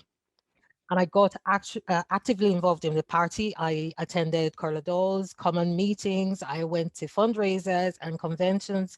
Anything that was being organized, I was there. I would jump on a bus and go up to the convention center. I just like to get involved, meet people, network, and I suppose integrate more in any environment I find myself in. So in 2019, I was elected secretary of the Fianna Fáil Women's Network at our national convention in Kildare. In all this period, I also completed a 4-month political internship, which was facilitated by the Immigrant Council of Ireland, during which I shadowed a local councillor, and I kept a diary of my activities and observations. This also gave me an insight to the political system in Ireland, and I suppose it kind of highlighted ways that I could get involved and, you know, really bring that migrant voice into more spaces and be more politically active. So during my experience of the elections in 2019 was interesting indeed. I actually initially found door-to-door canvassing quite daunting, but then I overcame that discomfort when I realized that residents actually looked forward to candidates and campaign teams coming to the door so that they could engage, question us, and challenge our policies, as well as highlight their issues. And then canvassing also helped increase my profile within the community. So overall, it was a positive experience. And I also kept a note of issues that that was shared with me during canvassing. So that now, as I'm a councillor, I often refer to my campaign notes and highlight the issues and flag them with the council to be addressed. And I have to say, I work alongside very committed people in my local authority. My councillor colleagues, my council executives and staff of Longford County Council have given me immense support and really helped me do my job well so far as councillor, and I really pay tribute to them. I have to say as well, local government of today has community leadership at its core. So councils are now working in partnerships with local communities and organizations like Glencree to develop a vision for their local area and work collaboratively to stimulate local involvement, improve services that will give citizens a better quality of life. Again, you know, a sign of our entanglements. I've also been a very strong advocate of local issues, you know, like housing, education, and on broader societal issues like climate change, diversity, and inclusion. And in all this time, I feel that Longford is more inclusive, more diverse, and more accepting of all in the community.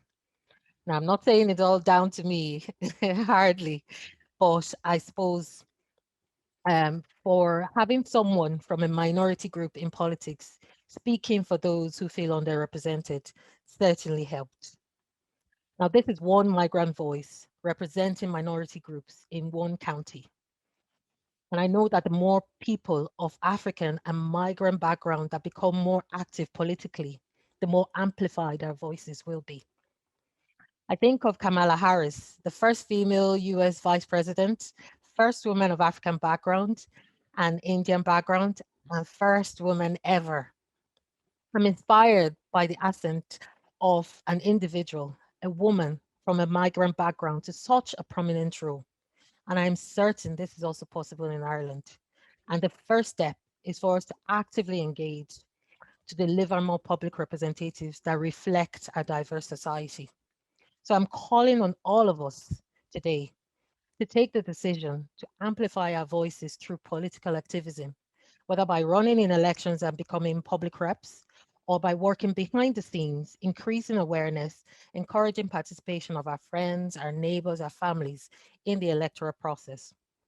Both equally important and make a difference in getting candidates of our choice elected into office. Like Jude pointed out, improvements are being made. So this is the time for us. We are the change our world needs, and our efforts will lead us in the direction we choose. Through our political activism, we will collaborate with community groups and voluntary organizations, groups like Glencree, to break down barriers to integration, celebrate our cultural diversity in Ireland, where our ability, not color, is foremost. Thank you so much for listening, and I wish everyone a happy Africa Day. Most certainly happy Africa Day, Cllr Yemi. Thank you so much. And I mean, here, representation matters. Representation is key. And we want to see more people of color represented within our community. That truly speaks of the now diverse and multicultural Ireland that we live in today.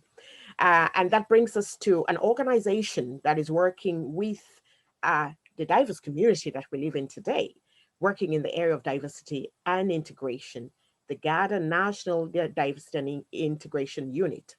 They form part of the GADA Community Relations Bureau. It is staffed by 2 sergeants and 1 clerical officer.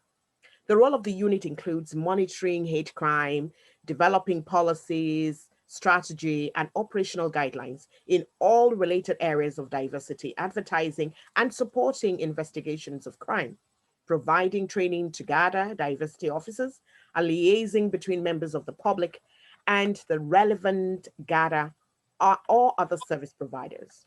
So today joining us is the beautiful representative and the officer in charge of diversity and inclusion, Sergeant Geraldine Green. Yes, I say beautiful because you need to see her in uniform. I love a woman in uniform, me, and a beautiful woman in uniform. Sergeant Geraldine, over to you. Thank you. Oh my goodness, thank you so much, Yemi. You make me blush. I feel like a little bit of an imposter here today, to be quite honest, listening to all your wonderful contributions, and I'm honored, I have to say, to be part of your 58 years marking African liberation. So it's an absolute honor for me to be here. And I hope that I can share a little with you of the work we do and, you know, the work we're doing to try and make change. And of all the things you read out there about the role of our office, for me, the most important one is relationship building.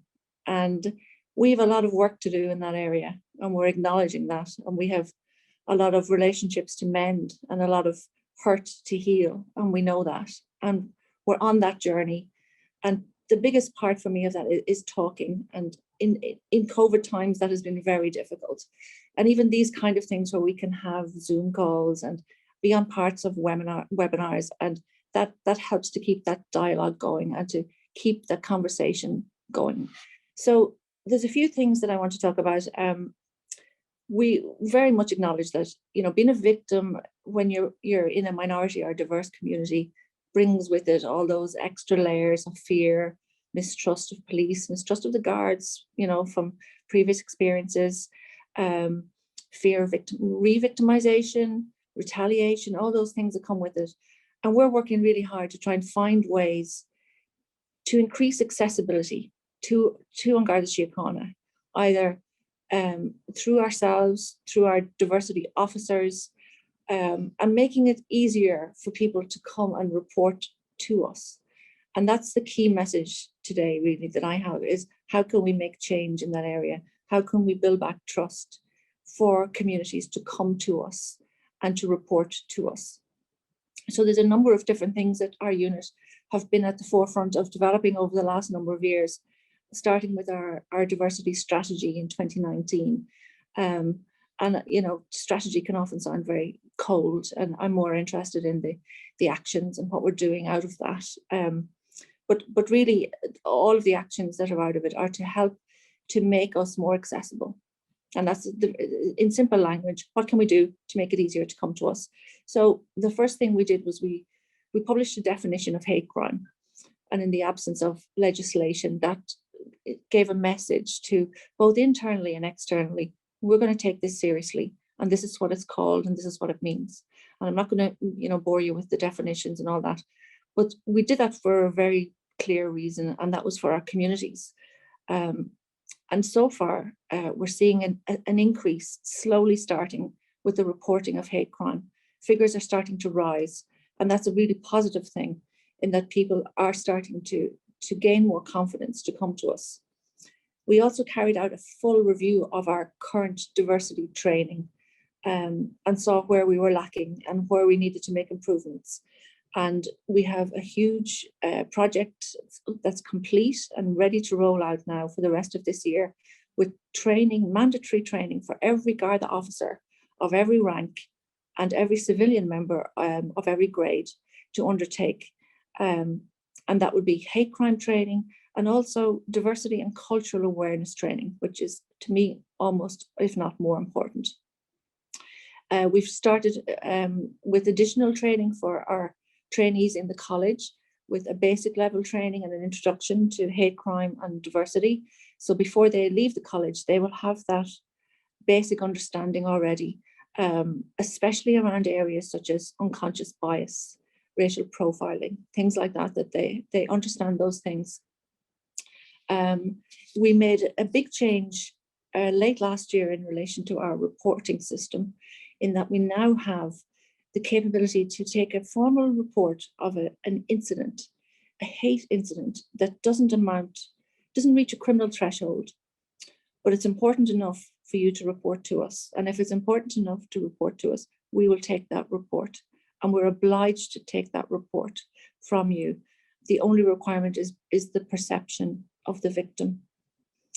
So that was a huge change late last year. We also established a diversity forum, a national forum, and we sit on that with a number of different civil society organisations, other NGOs, with our Garda management. Our assistant commissioner Paula Hillman sits on that committee. Hazel Chu, the Lord Mayor, also is a permanent invited guest onto our committee, and we also have oversight from the policing authority. So that committee keeps us in check, challenges us, as well as monitoring our strategy and that we're doing things that we said we're going to do. It gives that little extra that, as somebody there said, and I'm sorry, I don't remember, it's not business as usual anymore. We need to up the ante here, and we need to do things better. And that's what that forum helps us to do that. It's also a great, conduit out into every single strand of diversity in the community. And we have a huge network that not just that come to us when they need help, but we can also ask for help through those networks as well when we need to. We also introduced a formalized third-party referral for hate crime and racist incidents. If somebody doesn't feel confident enough to come to us themselves, for whatever reason, they can now begin the process by asking somebody else to report for them. So we have a formalized procedure in place with NGOs and CSOs that they can represent other people. And another really important thing that we have coming is our online reporting for hate crime. And that's complete. The development is complete, and we're just a few more things to iron out, and we're ready to go live with that on our Garda website, where the process can start with an email, literally through the system, and it will be examined then, and it will be sent out to the relevant district or division where the person lives for investigation, or to see what follow-up is needed with that. And that's a huge thing. It's the first time we've ever had anything like this, and for me it's about, if it makes it easier, if it's makes it simpler for a process to report, then that's a good thing. Also, somebody there mentioned there about representation. Through our HR people, we're working with them very closely on increasing our representation of minority groups in Garda Síochána. And only, I think last week, we had a campaign for, I think we called it the Garda Diversity Internship. And we've had 500 applications across every single minority group in the country to have an 11-month internship with Cllr Yemi Adenuga, both school leavers and graduates. So we've been absolutely amazed by the take up of it, and we're going to run it again next year, hopefully. And that's just something that we're going to communicate out into all our communities. It's something we're very excited about. Just to say as well that, as I said in the beginning, we know there's a lot of work to be done. We know that this is a journey, and there's lots more talking to be done, lots more bridges to be built, lots more new relationships to be built, and old ones to be fixed. And on Africa Day 2021, my message today is, we're here. Please come to us. Please talk to us. We want to sit down with you. We want to work and find solutions together and make change together. Thank you.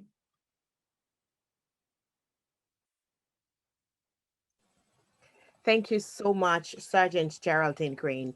I mean, in the part of Africa where I come from, when you hear the phrase, the police is your friend, you don't take it literally.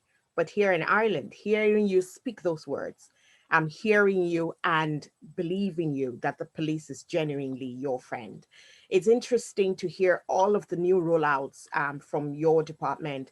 And I think the first step is acknowledging that there's work to be done, recognizing that the support is there within the community for which the work needs to be done, and working together as a collective to ensure that the work is done for a better society. Thank you so much for your presentation. And if people have questions, you can please send a message. We can't ask questions at the event here, but certainly you can get in touch with Sergeant Geraldine. She'll be able to answer any of your questions subsequently. Thank you so much. It's a delight to have you on the program today. And that brings us to this amazing woman, Mahraoui Diron. She's delighted to be a radio presenter for the International Writers Network, the weekly broadcast on Near FM 90.3. It's a community radio, and she's been there since April 2019. Her written work contributed to the yearly anthologies published by Ink Splinters, Ballymun Library Writers Group, and The Candlesticks, a quarterly Christian magazine, for more than 8 years. Her most awesome achievements is the publication of her poetry anthology, Faith, Hope, and Love, in January 2020. A qualified teacher who lectured in London College on teaching, business studies, and economics. She specialized in early education. She taught special needs, her deepest passion and love, and she homeschooled her own children. Her writing is now her main focus and need in everything she does, including grieving, creating writing, and oxygen that keeps her alive mentally, physically, and spiritually.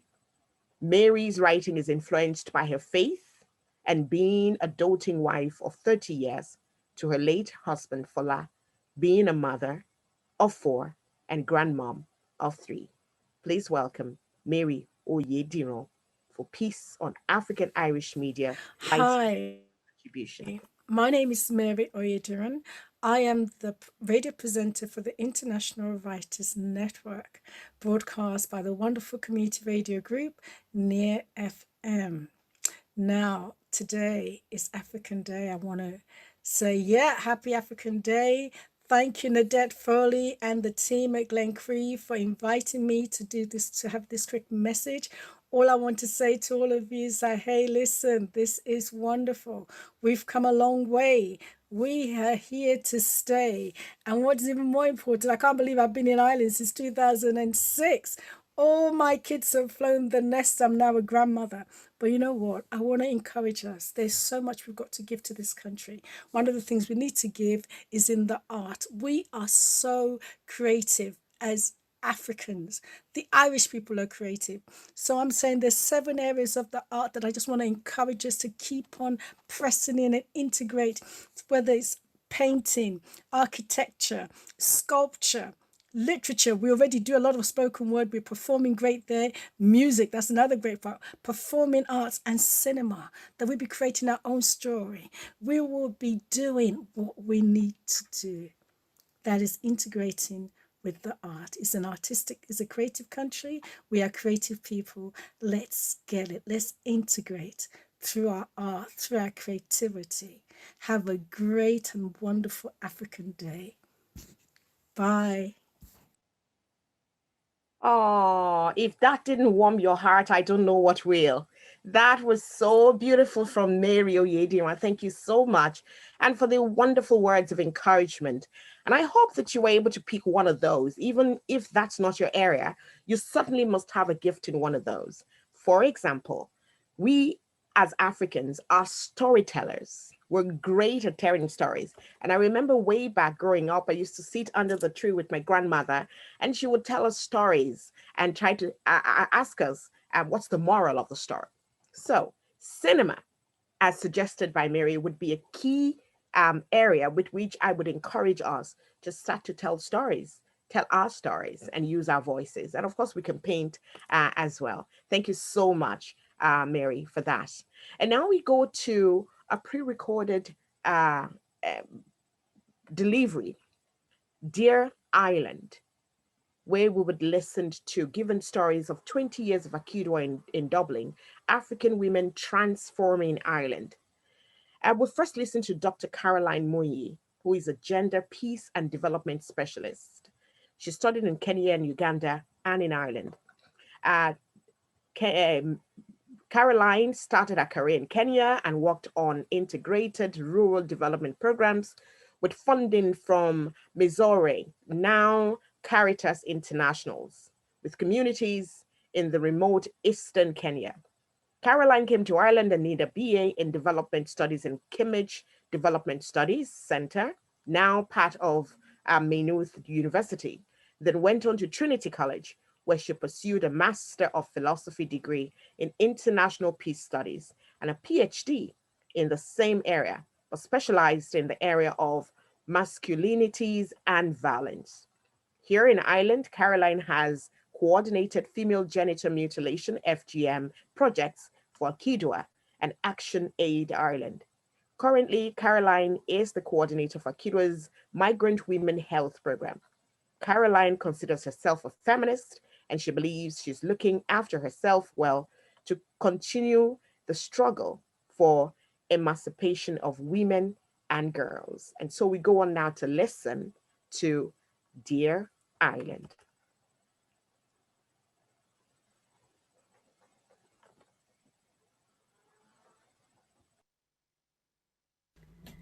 Dear Island, as I walk out the door, I feel your piercing gaze. Do you see beauty? A strong, resilient woman, like your mother and your mother's mother. A generation of strong, determined women carving a better future for their children and their children's children. Do I scare you? An imagined fear? Fear of the unknown, not knowing what changes brings tomorrow. Anxiety and sleepless night. Black faces, strange voices haunting you, the 1.4% of the population, ever increasing, a threat to your future way of life. You don't need to be charitable anymore. The diaspora have seen to that. We work and toil and sweat all the hours you can give us. A social worker cleaning offices, an engineer driving taxis, a nutritionist serving fries, a lawyer working as a security man. We work like dogs, like bonded slaves. We work like brats. Give us the opportunity we long to belong, to be treated as equals. Dear Ireland, I stand before you now, the black baby of your childhood, all grown up. A modern woman in a modern world, ready to save the world.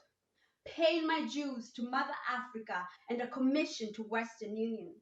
Paying my way in my adopted land. Grateful for your past generosity, for all your good intentions, even misguided ones. Dear Ireland, you don't have to feed Black babies anymore. We, the diaspora, do that infinitely better with no strings attached. We do our level best to make ends meet, paying taxes, rearing our families, educating the next generation, and instilling in them a desire to succeed, to know a better life. All the time, sending the little extra we can back home, like an Irish immigrant's letter from America. Dear Ireland, I am more like you than you care to know. Like ships, we navigate the same ocean. Slave ships, prison ships, famine ships, coffin ships, ghost ships. Their perilous journey, our common past. Beyond the horizon of sky and the water, we have all longed for a brighter tomorrow.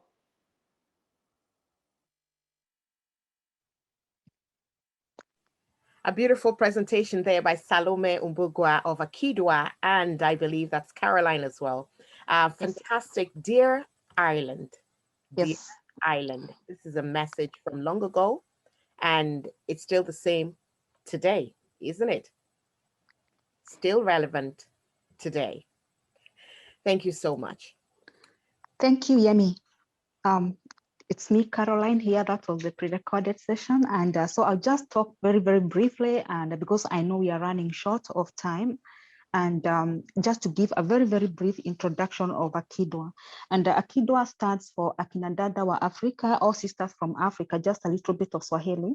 And it was started 20 years ago. So that means that this year, it's a very important year for Akidwa. And just to look at some of the achievements which we've had over the years, it's actually about bringing the African women here together, because that time when Akidwa was being started, those 20 years ago, African women who are here were very, very isolated, and that is why, that was one of the reasons. And there were a lot of issues which were going on, and one of them was racism and also access to services. They were not able to navigate the system, so to access even health, mental health needs were also very severe, even more severe than we think they are now. And also other issues relating to children and how they were being brought up here. And some of those issues, we cannot say that they have gone away anywhere. They are still here, but with Akidwa, and they are able now to be looked at from a centralized place and addressed, and also advocated for through various means.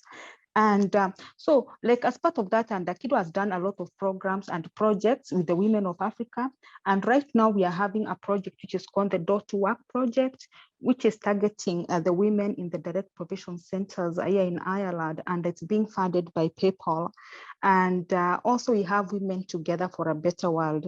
And more importantly, as part of our 20th anniversary celebrations, we are also having a master class which is taking place every Thursday. And you'll see us like reaching out to some of you to come and speak on a Thursday on important issues which are quite targeted, and then we bring in the people to listen to the master classes, and the people are getting to learn a lot from these classes.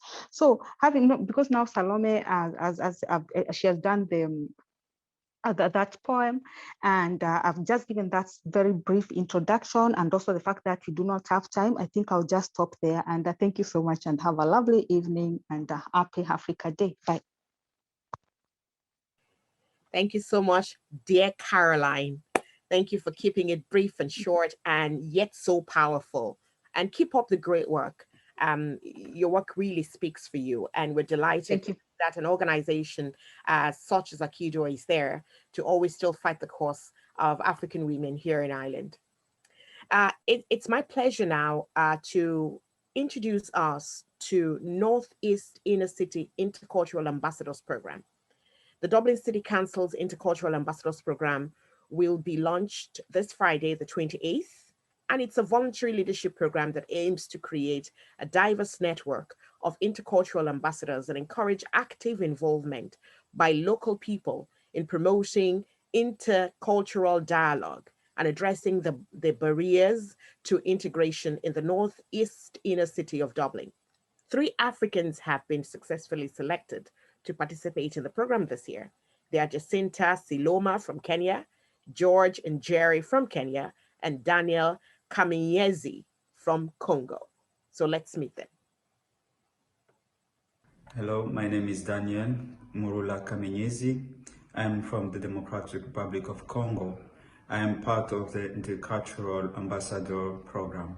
Well, it's important to have a program like this because, you know, people around the NIC sometimes struggled with what is going on over there. And this to show that communities should be together within us, and we could give more. We don't have to just to say we are here as human beings without helping others. So this program is really good for us and for all the people from different communities. Hello, my name is George, and I come from Kenya. I think it's important for the community, especially the young people right now. We need to bring up young people in this group so that we can develop their mentality in terms of other cultures. I'm happy to be here representing my country, Kenya. I feel great,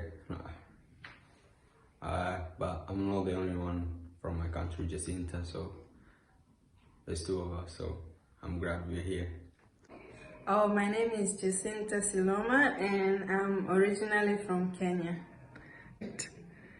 I want to make a positive contribution to our community, and it's also interesting to learn about other cultures. You want to say thank you in your own language? Asante sana.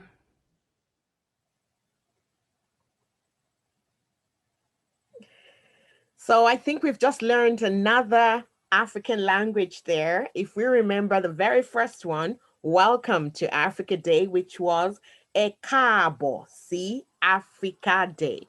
And so now we're going to learn thank you, which is Asante Sana. Can we all just try? Thank you. Asante Sana. Can we go? Thank you. Asante Sana. Very good. So we're taking some part of Africa with us today, most definitely. And now we bring us to Fidelis Madumu, who is the Protection Coordinator for East and Southern Africa for the International Foundation for the Protection of Human Rights Defenders, Frontline Defenders, an Irish organization headquartered in Dublin.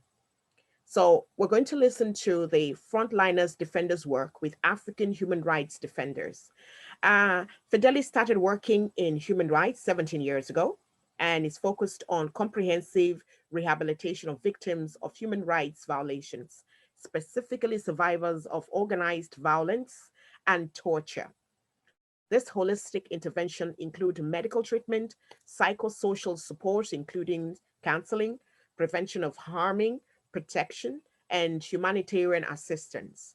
During this period, the organization Fidelis worked with faced numerous incidents of intimidation, harassment, defamation from authorities for the way they did their work to assist various people, including an arrest and detention on trumped up for Fidelis.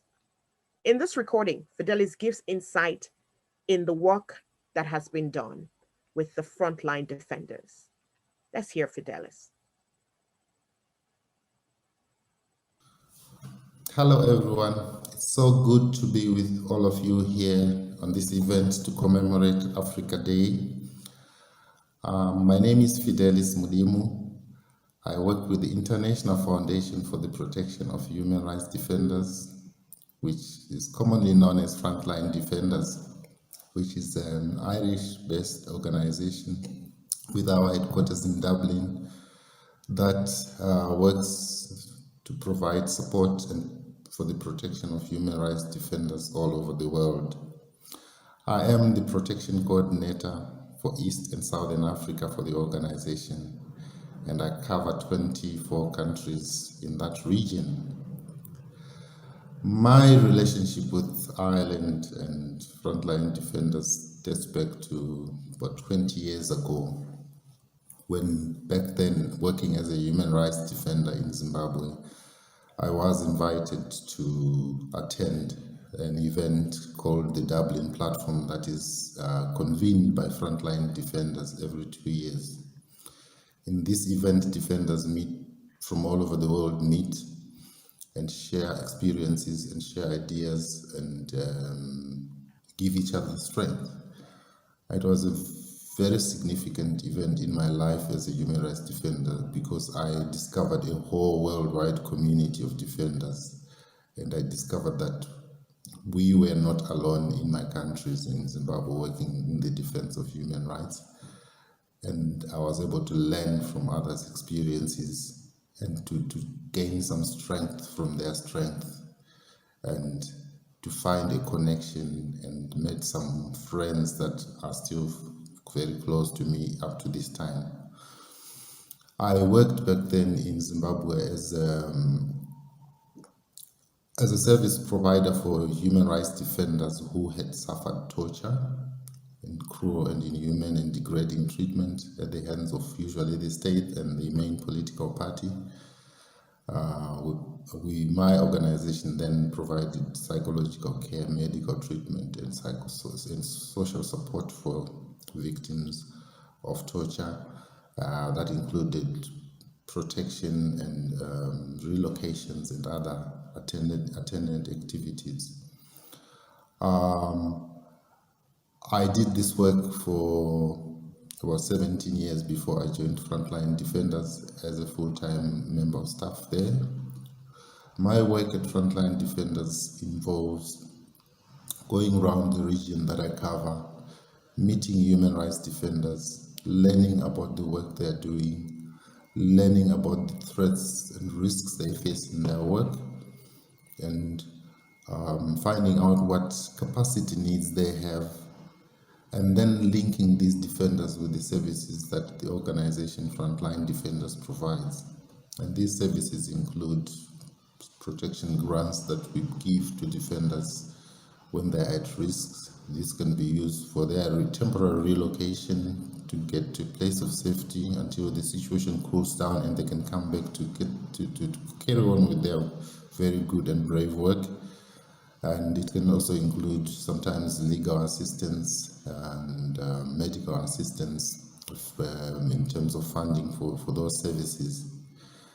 But more than that, we also provide some capacity for defenders to be able to mitigate these risks that they face. A lot of defenders working in different rights do not even see themselves as human rights defenders. They are mothers, mostly worried about their children's health, their children's education, the quality of their water, the degradation of their environment, and the services that are due to them from the authorities. And they do not classify themselves as human rights defenders. They're just doing the best they can to make sure that they have got a dignified, decent living. And so Frontline Defenders assist defenders to be able to carry on to do this in their work as they thrive for this decent living. We also do, as part of building their capacity to carry on their work in as safe environment as possible, provide with various trainings in terms of digital security, how they can communicate their work, how can they make themselves visible, how can they keep themselves safe, and how they can do their work in more effective ways. So we do then link these defenders with the various teams within frontline defenders that provide these capacity gaps, and also link them with other organizations that are working to assist defenders. A significant part of the work that Frontline does, and by extension that the Irish people do, is to be advocates for the work that defenders are doing, and also to be advocates for defenders when they come under threat or they're at risk. So we do this through various approaching national mechanisms in their countries, approaching regional mechanisms, the regional blocs, the African Union, the African Commission on Human and People's Rights, the UN, and mostly the European Parliament. We've got an office, a permanent office in Brussels to do that. We link defenders to these mechanisms and give space for defenders to make the risks and the threats they face known to the world, and also the good work that they are doing known to the world. That is in summary what we do, but I would also like at this stage to point out the fact that defenders are not helpless in Africa. There are a number of brave men and women and students that are working to better their communities and to live a decent and dignified life. And the services that are provided by various organizations, Frontline Defenders included, and other agencies within Ireland have made a difference and made these people's, these brave people's lives a little bit more safer, and also given them voice to make sure that their circumstances are known to the world and that they can speak for themselves as well. And I've met, besides the work that I do travel to Ireland a lot, and I've met a number of people from various communities of the world that are now stationed in Ireland because the risk was too much in their countries. And they have expressed, and I've also witnessed, the warmth and friendliness and welcome that they have received in Ireland. And we are all very grateful for that. My time is short, so I'll say once again, thank you very much to Glencree for inviting me and Frontline to be part of this commemoration of a very important day in our lives in Africa. Thank you very much. Many thanks, Fidelis. Brilliant presentation of the work that you're doing there. And yes, you're indeed touching lives and making impact. Slowly but surely, we're coming to the end of today's event. I want to thank everyone who stuck with us so far. And I want to crave your indulgence to please stay with us for a few more minutes. I promise you, we've saved the best for last, so you don't want to miss it. Just a few more minutes to go. And for anyone who's wishing to get in touch with Sergeant Geraldine, her email is diversity@garda.ie. So that's diversity@garda.ie. Now we'll hear from Didier Ngaboyeka, a young Congolese poet who is the president of Radio France International in Ireland. Didier has composed this poem for this program.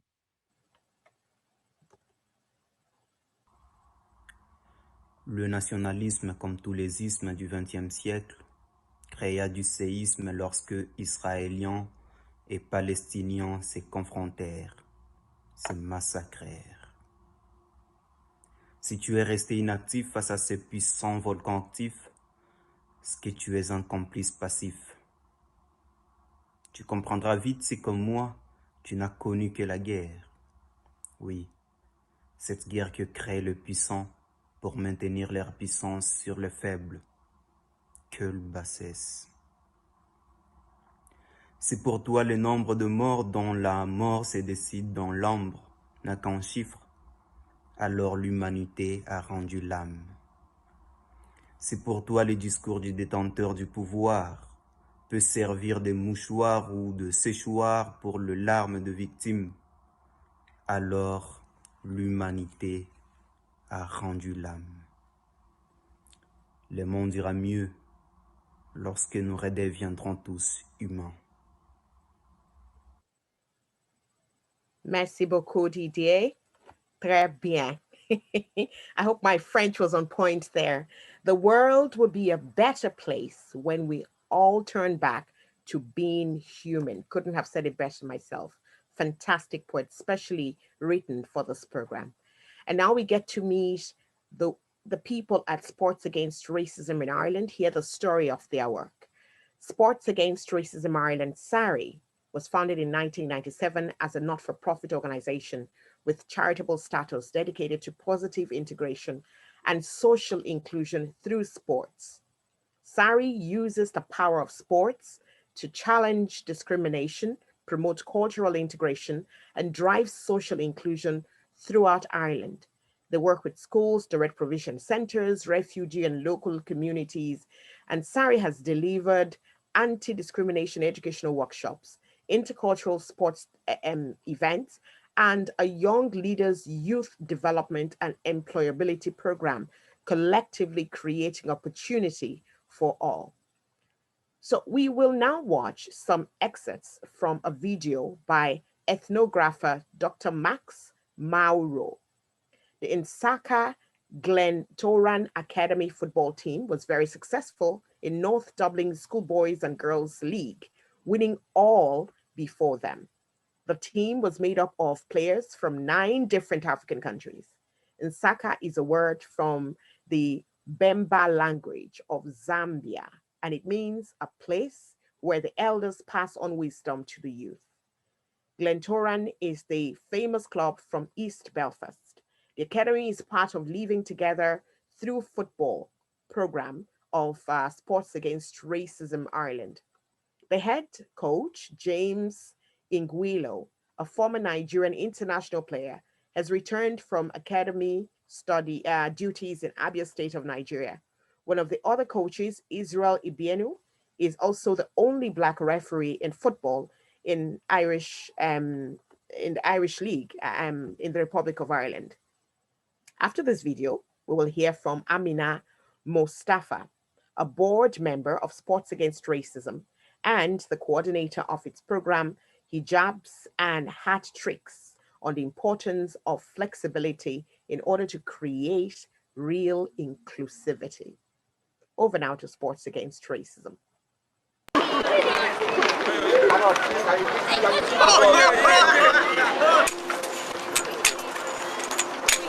I'm bringing spare tea. I can't wait. So you have to give your maximum best. I wish everybody good luck.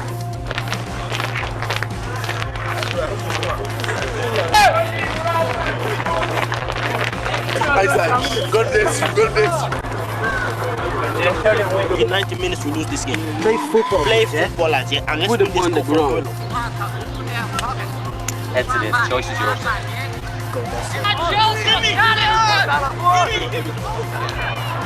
Victor, run! Score it! Victor!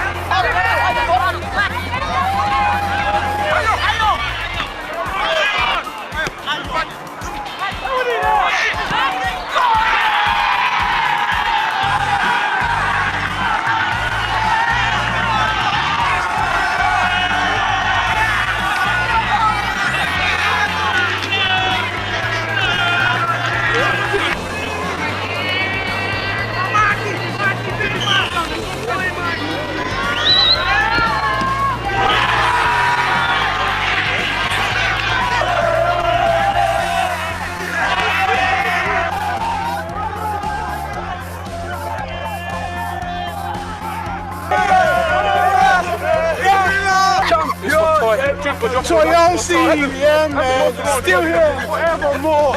This one's for him, man. This one's for you, Toy.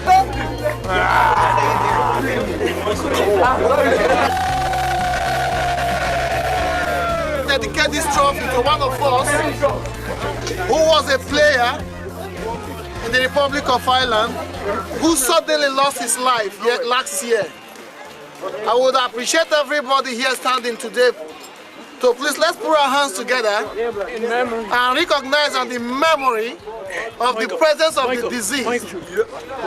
He is Master Toyosi.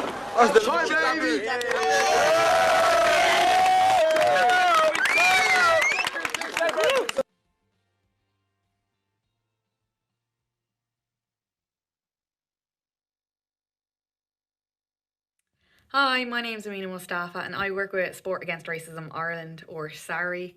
The programme I'm involved in is the Hijabs and Hat-Tricks programme, which was set up to encourage young Muslim women to play football after FIFA had lifted the ban in 2014 on the hijab. The programme involves people from various different backgrounds. So myself, I'm half Irish, half Egyptian. People from Nigeria, Algeria, Morocco, Ethiopia, Eritrea, and Ireland. We train once a week, but we're also involved in international programs and youth leadership programs.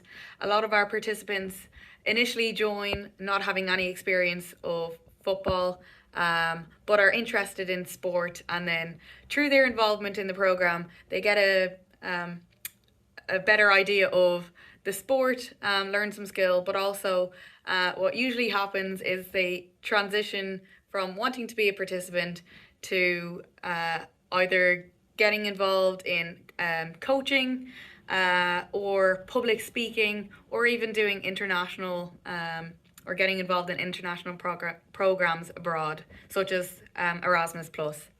The Hijabs and Hat-Tricks program was initially set up for young Muslim women, but soon after it was established, it transitioned to what it's now called today, which is Diverse City FC, to include people from various different backgrounds and religions or none. So when we first started back in 2014, I was one of the original members. What kept happening is we'd go and participate in a tournament, either through SARI, so Sport Against Racism Ireland, or another organised tournament, and we'd have girls come over to us and ask if they could get involved, that they were interested in joining a sport and they really liked the inclusive environment that was encouraged through SARI and the Hijabs and Hat-Tricks programme. So the decision was made to encourage women from all different backgrounds to join, and SARI and the Hijabs and Hat-Tricks programme, or Diverse City, really cultivates an inclusive environment. And how it does that is, while we do have trainings every week, however, unfortunately because of COVID, they haven't been running, we also had bonding activities. So when we first started, we'd have training during the week, but we'd also have a visit to Croke Park, or we'd have an identity workshop that was facilitated by a youth worker, or we would go to dinner together to talk about our own experiences. And what often happened was that people would talk about experiences of racism and discrimination that they had either experienced in education, employment, or on the street in their day-to-day lives. What made SARI and the Hijabs and Hat-Tricks programme unique was this inclusive and welcoming environment that it had established. And how I think one of the main ways that SARI did that was through cultural considerations or religious considerations. So a big issue before the creation of this programme was that the young women weren't able to wear the hijab while playing football. So that was considered a high priority when we were designing the kit for the team. So understanding different variations of modesty, the kit had various different options. So the girls could wear long sleeve jerseys, any scarf that they wanted to wear underneath. We had leggings that could go under shorts for the kit, or if the girls didn't want to wear shorts and leggings, they had the option to wear a tracksuit. So it was really including various forms of modesty and allowing all of the women to participate in the programme. Also, things like training times and times during the month of Ramadan, when Muslim girls would be fasting, we changed the timing of the training slightly so that everyone could participate. For example, when I say changing the times of training times, if it got dark early during the winter, we tried to push training earlier so that the girls didn't have to stay out after dark, and for some that caused issues at home in terms of attending training. So we made changes to suit the needs of the players, which really made it an inclusive environment.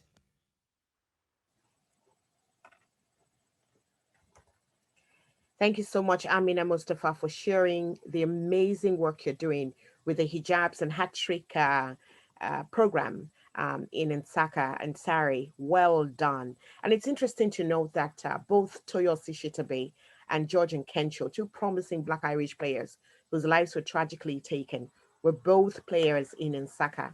Nsaka is doing an incredible work to enable, to empower, to give voice to young Black kids, especially in the Blanchardstown area and all the other areas in Dublin. Well done, and thank you so much for sharing your work. So now, the icing on the cake.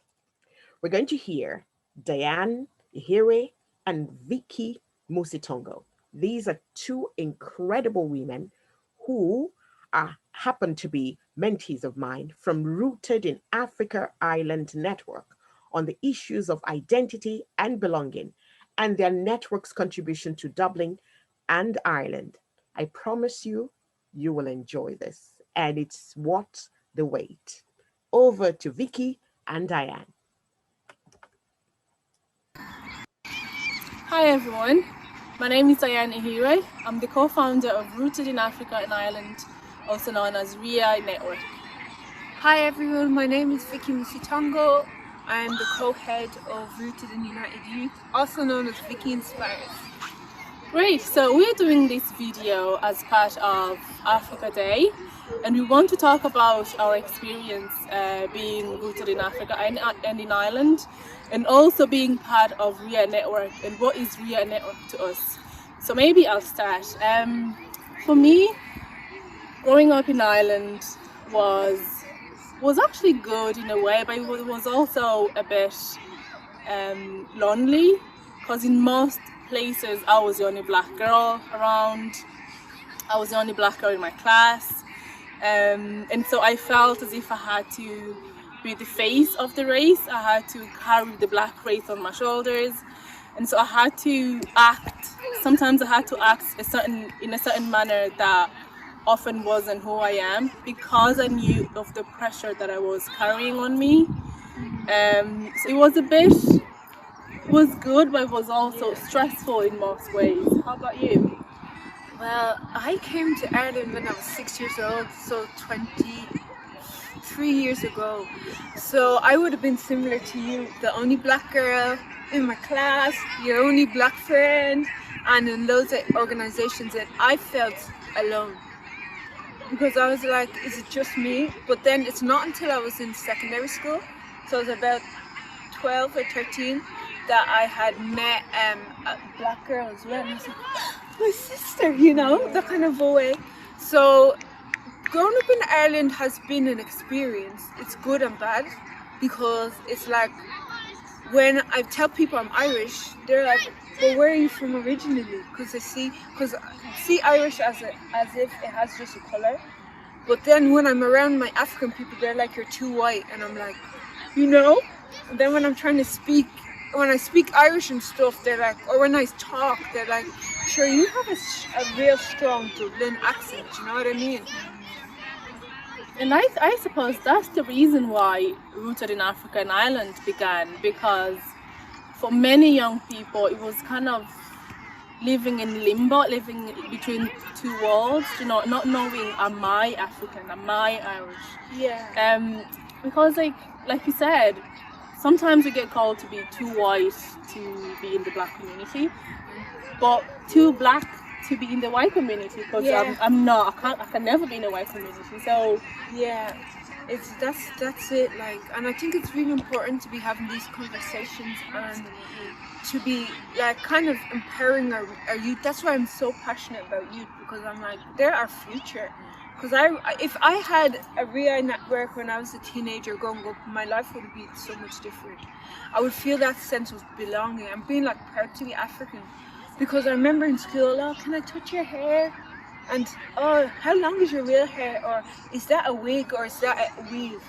Those kind of things. Whereas now I can be like, oh, Diane, you can use Garnier, do a hair product for us now, or try Cantu, or try this and that.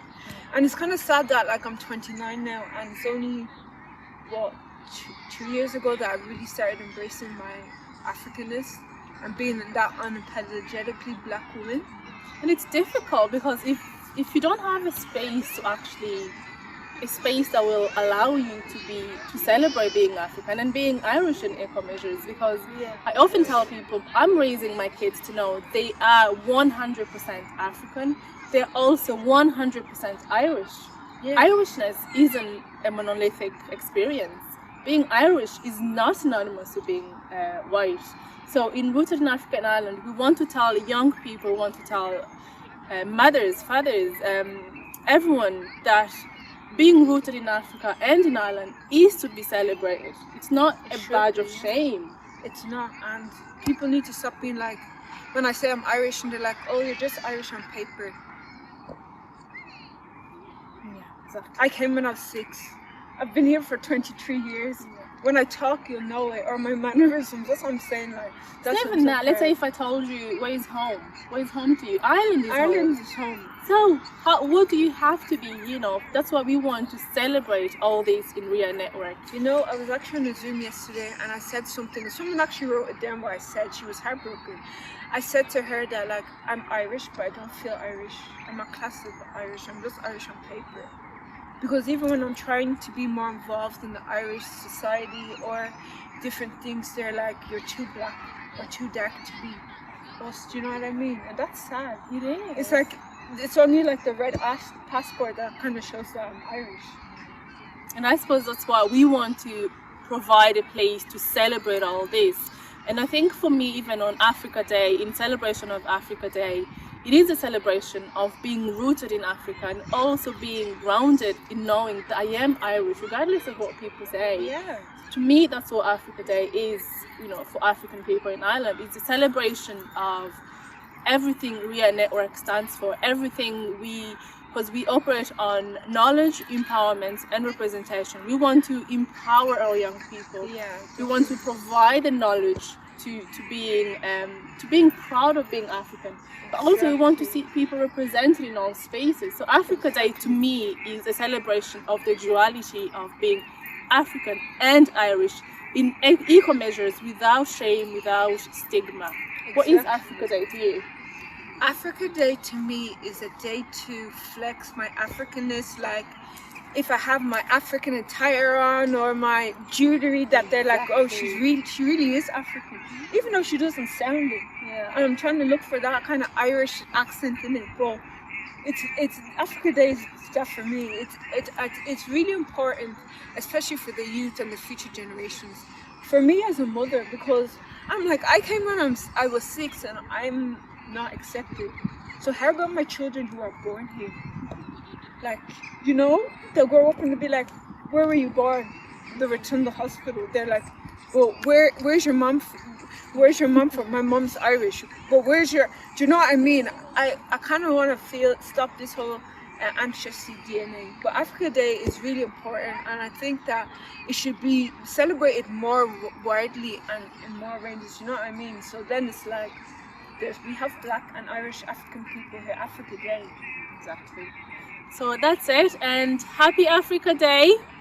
And to everyone watching today, happy Africa Day. And do please visit our website. It's REINetwork.com. That's RIAI network.com. You can find us on social media, on Twitter, Facebook, Instagram. Exactly. Rooted and United Youth, come through. We want to see you. Yeah. Can you just tell quickly in 2 seconds what is Rooted and United Youth, just for people watching so they know? Rooted and United Youth is a safe place. We're open arms and it's welcoming everybody inside, and we want to help you and empower you and for you to excel and to be proud to be African and to be black and to have no shame or stigma, to be able to ask that, Vicky, I'm having like this problem with my hair, like what products can I use? And then you won't be laughed at or judged. Exactly. So thank you everyone, and happy Africa Day. Happy Africa Day. Happy Africa Day. I promised you it would be interesting, and thank you for staying and just connecting with these two amazing ladies, Diane and Vicky, who happens to be mentee of mine. I tell you honestly, just hearing them say Africa Day is a day that enables Africans, young Africans especially like themselves, to flex their Africanness. I think it just sums up everything that we've been doing today, being able to flex our Africanness. The theme of this year's celebration has been entanglement. What are the things that detangle us from our entanglement? Perhaps part of it would be to remember your difference can be an advantage. Embrace difference. Difference helps you progress. Once you acknowledge it and embrace it, you have a voice. Use it. To all of my African brothers and sisters who are here today, I tell you, you have a voice. Tell your own story. Otherwise, someone will tell it for you, and you may not like what you hear. Don't be afraid to be different, and don't be afraid to have difficult conversations. Most of all, let's remember to be human. For everyone who is here today, who is celebrating Africa Day, let's remember that Africans are also human. And best of all, let our mouth be nice. Every time we open our mouth to speak, let nice words come out. I want to say well done to Dublin City Council, and especially to Glencree for putting this amazing program together, for working so fantastically on the programming for today. I know we went a little over time, but at the end, it was worth it. And thank you to all of the contributors, everyone who's contributed to the program today. Perhaps moving forward, maybe Irish Aid can start to support and fund not only events like this, but also perhaps the twinning of an Irish city to an African city. And maybe even empowering Africans to be a bit more confident to tell and share their own story, without fear, wherever they are at and at any given time, to embrace their Africanness. Once again, I want to say a massive thank you. I've had a fun time hosting this program, and thank you to Glencree for having me. Naoimh, do you want to say any final words just as we wrap up today? Just to thank you, Yemi, for a beautiful job hosting today's session. To thank all of our panelists, our team in Glencree, and all of you watching and taking part. It's such an important area of work for Glencree, and we're privileged to be able to engage with all of you in this way and to hear your voices. So I've thoroughly enjoyed today. Thank you so much, and happy Africa Day to all. Happy Africa Day, everyone. God bless you. God bless Ireland, and God bless Africa. Bye, everyone.